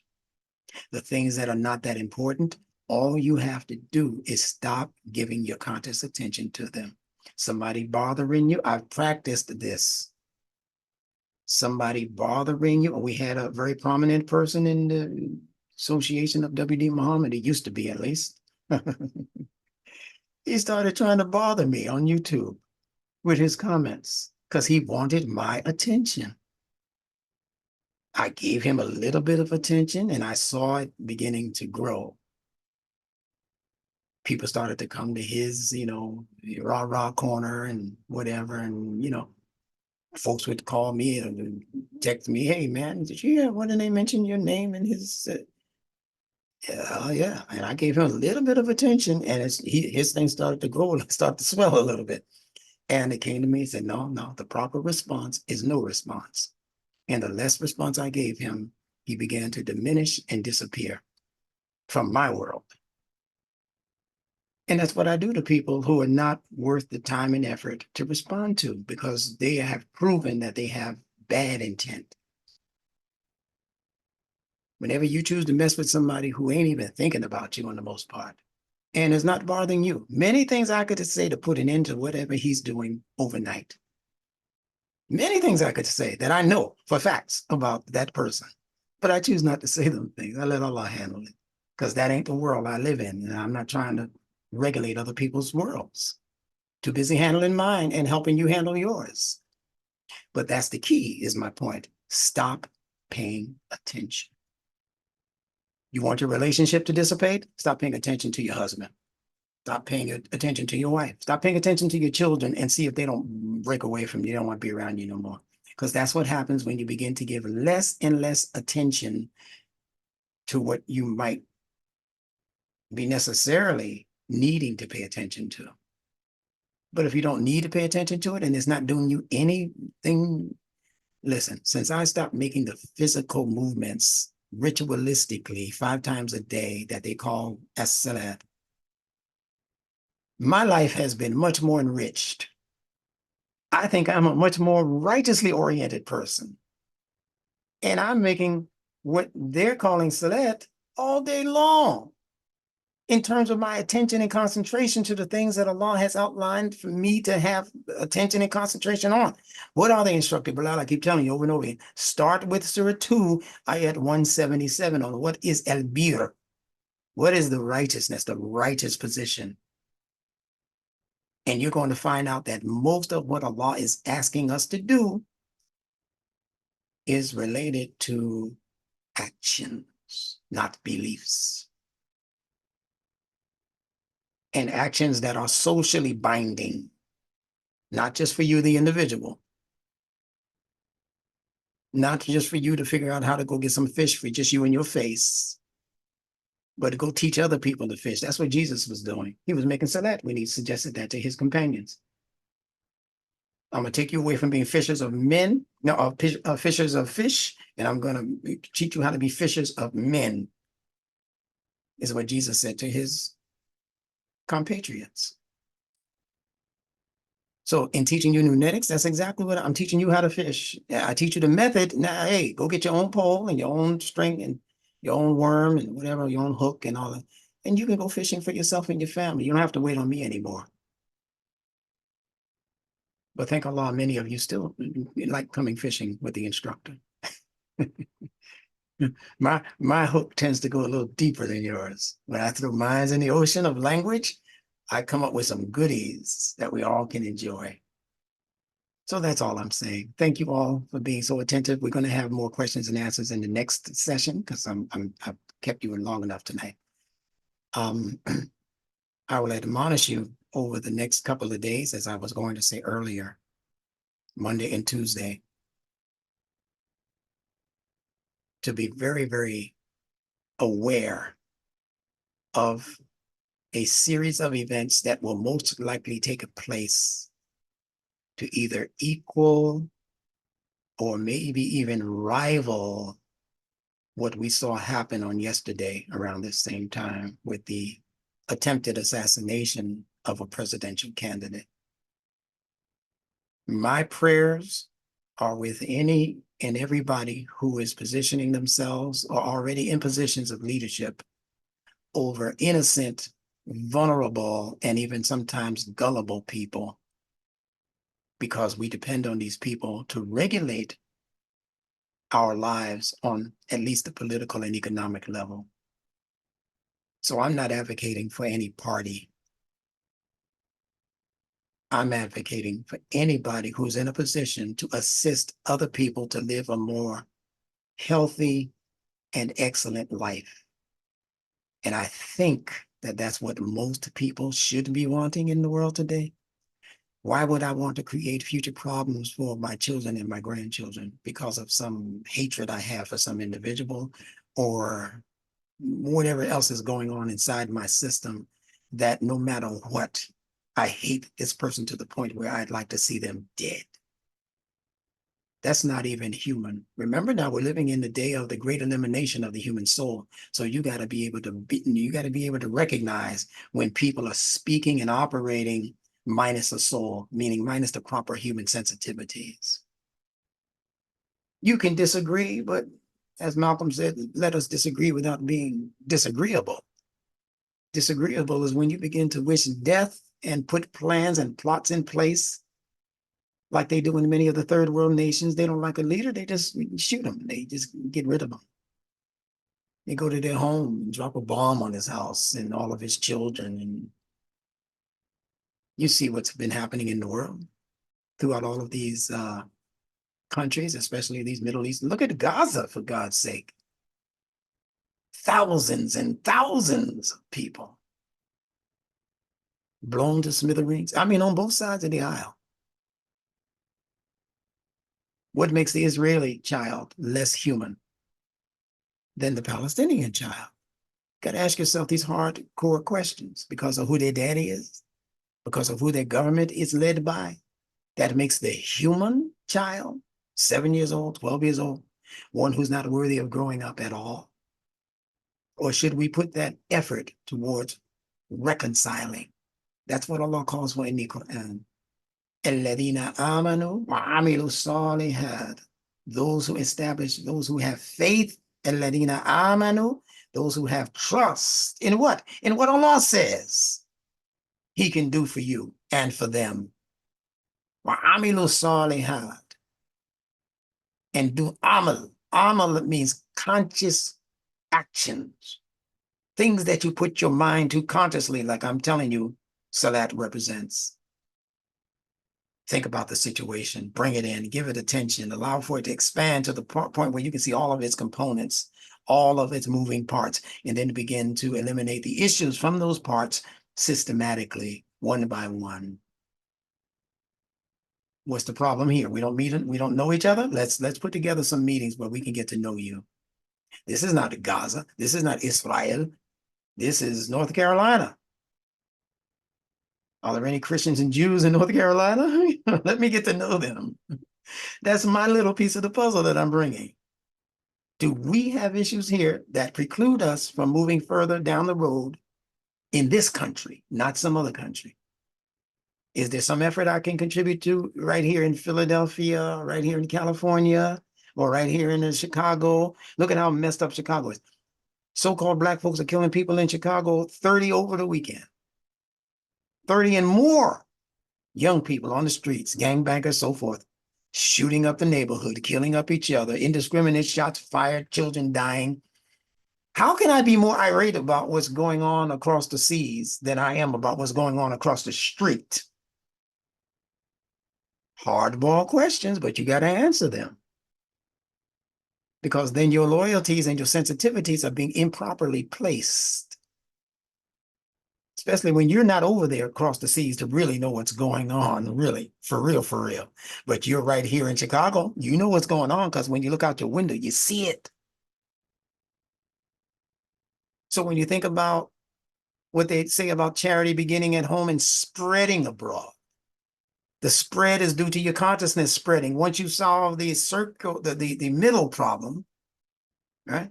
And guard the middle salat, the middle problem, the medium problem, the concentric problem, the central problem. Once you've guarded that, you've given adequate attention as a guard over that, then that circle is going to naturally begin to expand. And it will eventually include what's happening overseas, but you're not supposed to start there. Now, this is just me. I'm not speaking for anybody out there in the audience. You can agree or disagree if you want to. Put it in the YouTube box or whatever. But I'm telling you how the fitra operates. You drop a drop of water into a still pool or bowl of water. It's going to create what's called concentric circles. First, a small one in the middle where the drop first occurred, and then it will begin to move out in concentric circles. That's how problem solving should be. When you concentrate on core issues first. We're running from the core issues. Your uncle is involved in a core issue. He's a drug dealer. Your aunt is involved in a core issue. She's a hoe on the corner of 40-something street. What I'm just saying. Talking to people out there, of course. Those are core issues for us. How can we feel good about ourselves? And we have a brother who's a crackhead. And a sister who's a high school dropout, and she's got to do other things to make money or to make a living, and she's pregnant, or she's got 3 children and no husband. Those are all core issues. How are we handling that? Where's our mission-oriented spirit when it comes to eliminating those issues that affect us directly? And even in the case of whoever's running for president or governor, so that's not as close to me as who's even running for mayor of my town, or who's running for alderman, or who's running for a city council. That's closer to me than who's running for president. Look at all of these nutso mayors around this country. Unfortunately, most of them are female and most of them are African-American. Most of them are living in Nutsville as far as the things they are instituting, trying to get away with, advocating, etc., robbing the people blind in the county that they live in the city that they live in. But because they are Black, we're not supposed to say anything about it. We're hypocrites. We're turncoats. We're Uncle Toms and Uncle Thomasinas because we speak on these things. They want us to turn a blind eye to these things, but these things are affecting our core concerns that are inhibiting the way we are moving or not moving, actually, in our own communities. So we're either going to remain just clones of ourselves, or we're going to become activated by marshaling that energy from the bottom rung up to the roof. Remember that song by the Supremes after Diana Ross left? She sang a song, they sang a song called Up the Ladder to the Roof. What do you think they were doing? It's that spinal column that is your ladder. And they were talking about, whoever wrote that song was talking about the energies that go from the bottom of the ladder, the red chakra, all the way up to the pineal gland activation, up the ladder to the roof, where we can see heaven much better. Pull that song up and listen to the lyrics, and you'll hear immediately that it's talking about the chakra system and the activation of the pineal gland. Many songs in the African American experience that are speaking to that phenomenon. Going in circles, round and round I go. I'm spun out over you. Many, many songs. So continue to pay attention. As I greet you, thank you all for being with me for this length of time. As I greet you in the greetings of peace that obligate each and every one of us to keep the peace. Beginning, I'm sure will send me whatever questions you might have put in the chat. If you put the questions, you had an opportunity to actually ask questions today. So do so. Thank you for the participation, especially from my friend there, Abdullah. I hear from when I see you. I love you. I love your contributions all of the time. I love all of your contributions, but especially if people, don't contribute every week. So we're going to be breaking those groups down. I got sidelined by the pink eye. So, Allah controls these things. Allah allows. So all I can do is go with the flow, right? But alhamdulillah, as you can see, I'm much better today. I think I got one more day's worth of healing for this little, partially pink eye. But there's no pain and nothing involved. I don't remember sticking anything in it, but we're in an environment where folks pick up stuff. You can be rolling over on your pillow and wake up with something you don't know. But I'm just thankful. Yeah. I'm so thankful that it's no more than what it is. People say I'm thankful for what it is, and I'm also thankful for what it ain't that it could have been. Right, William? That's right. I'm So with that said, I greet you. And of course, as William mentioned in the beginning, those who have become deceased, including our brother Imam Ron El Amin out there in California, make sure that you make dua for him, and more importantly, for his family. His book is closed. A lot of people don't realize that about the Quran. Right. The Quran doesn't say anything about you praying to Allah about the people who are physically dead. Like what you have to say is something Allah didn't think about, and therefore he'll send more blessings on that person because you realize that he should be prayed for. No, your book, Allah says, with the door of death, that's final. The judgment after that is with Allah, no matter what you say, no matter how much you cry and scream and kick and, try to, convince Allah of something that you think he don't know. That's shirk. But there's a deen that they foisted us into. It's shirk ridden, what they call Islam. It's ridden with shirk. No, the person is your people you need to pray for, the people they left behind who need your assistance. who might need some financial assistance. Now, the breadwinner is gone now. Now is the challenge. Okay, well, what can we put together a few dollars and send it to his widow or to their father? That's where our mind should be. That's the concentration that I'm talking about. That's the salat that I'm talking about we should be making. Concentrating on the core concerns that regulate the human life. Again, you don't know what they are? Surah 2, Ayat 177. Begin there. They're throughout the Quran, but begin there. Everybody with me? Salaam Alaykum. Yeah. Yes, sir. Yes, sir. Yes. Okay, so be about your business. Take care Yes, of your sir. families. Take care of your communities. Give in areas that you are capable of giving in. Don't do too much. Don't do too little. Allah says, seek a means in between. Don't make yourself poor and desolate and can't pay your bills because you were helping me pay mine. That doesn't make sense. Oh, yeah, I'll be messing up that. There you go. It's right there in the book.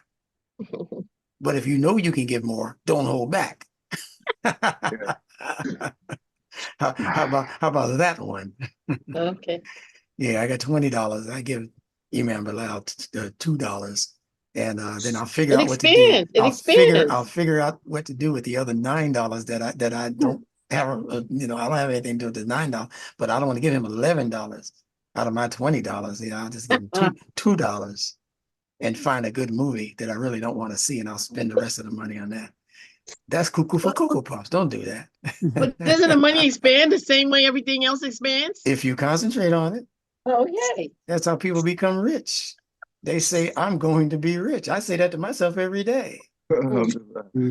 Because I know what I'm going to do for us. Right, William? Right, absolutely. Kareem? All of the Hassans and the Abdullahs out there, we got several of them. That's how you become wealthy. Just don't get caught in the crosshairs of worshiping wealth. Yeah. Oh, yeah. Figure out, go to 177 and figure out that when the wealth starts to come, what you're going to begin spending that wealth. Start prioritizing.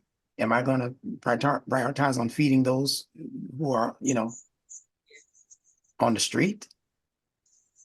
Am I going to prioritize with my family members? Who's the worst off in my family? Yeah. Could be right in your immediate family. You got wealth, your sister, she 2 doors away from the welfare office. 2 minutes away from the welfare office. You're going to help give them? I'm looking at the name of Kel Samad. I called him and asked him, but I should have asked him more directly. What do you need? He's out there in Texas with that crazy weather. You got any losses that we can help you patch up? See, that's when we are going to become activated as a group of instructors. Yeah. And by the way, nobody out there is going to be called a learner from now on by me.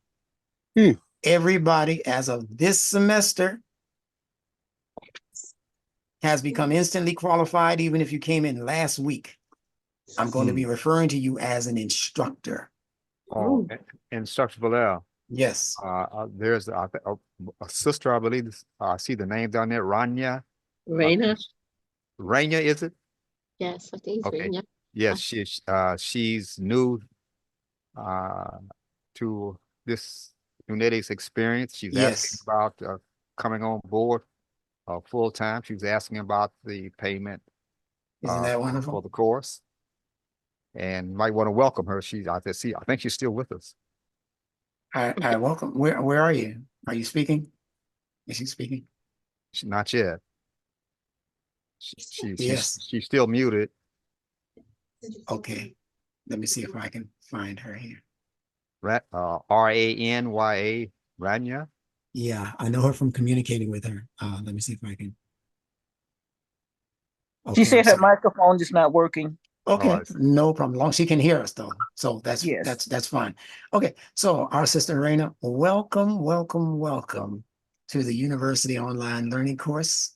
We thank you for thinking enough about us to join us and make the sacrifice of becoming a part of the Nunetics family. you're now a part of the Nunetics family. And I know you have I believe you have my email address. I think that's how I communicated with you. But if not, what I'm going to do at the end of this video, when it's shown on YouTube, is going to have all of the necessary information you need to know to become a direct part of this permanent family. I gave her your number and I gave her the Institute's address and your email. Beautiful. And I will be sure to include that in my notes at the end of the video. All right. So all you have to do, Raina, is scroll forward on the video. All right. And I'll include my contact number so you can text me or you can call me. And whatever information you need immediately, I'll be able to supply that for you. All right. Yeah. She says, thank you so much. All right. So that's much appreciated. All right. Everybody's right where Allah wants them to be. Oh, indeed. Now I was going to say tomorrow, which is the 15th of July. Everybody quiet. Quiet for now. Everyone quiet. Tomorrow, July 15th, is going to be a very important day as far as events in the world. What's your phone number? What's it? Put it. You got the rewards, right? Okay, I need for you to mute your phones for now. And hear me clearly. Pay attention to the events that could possibly occur tomorrow, especially in this country, but even in other parts of the world. That's July 15th. And pay attention to an extension of what could possibly begin tomorrow. Pay attention to those things happening on July 16th. So I'm asking you to pay attention to Monday and Tuesday of this coming set of strong days. We don't like to call them weekdays. We call them strong days. All right, pay attention. And by the way, the 16th of July happens to be the birthday of yours truly. For whatever that might mean to you. Okay. July 16th, I'm full of sevens. Sevens surround me. 7th month, 1 and 6 equals 7. Sevens have followed me all my life. Inshallah. Followed Imam Muhammad all his life too. The 7s and the 3s have followed him all of his life. All right. So, you know, he was born the 7th child, so forth, so forth, so forth. So that's all I have to say to you. Just pay attention. Anything you need to say to me, you can text it to me. You can call me. All right. I don't want to wear my voice out before the next class. So try not to call me if you don't have to, but text me. If you need to call me, or text me and ask me if you can call me, as people do. And try to limit our conversations about 4 or 5 minutes. I need to keep this voice strong for all of you and for the future of Nunetics. Thank you once again as I greet you in the greetings of peace that obligate each and every one of us to keep the peace. Salaam Alaykum. Thank you so much. Alaikum salam. Thank you so much. Alaikum salam. Thank you, everybody. Alhamdulillah.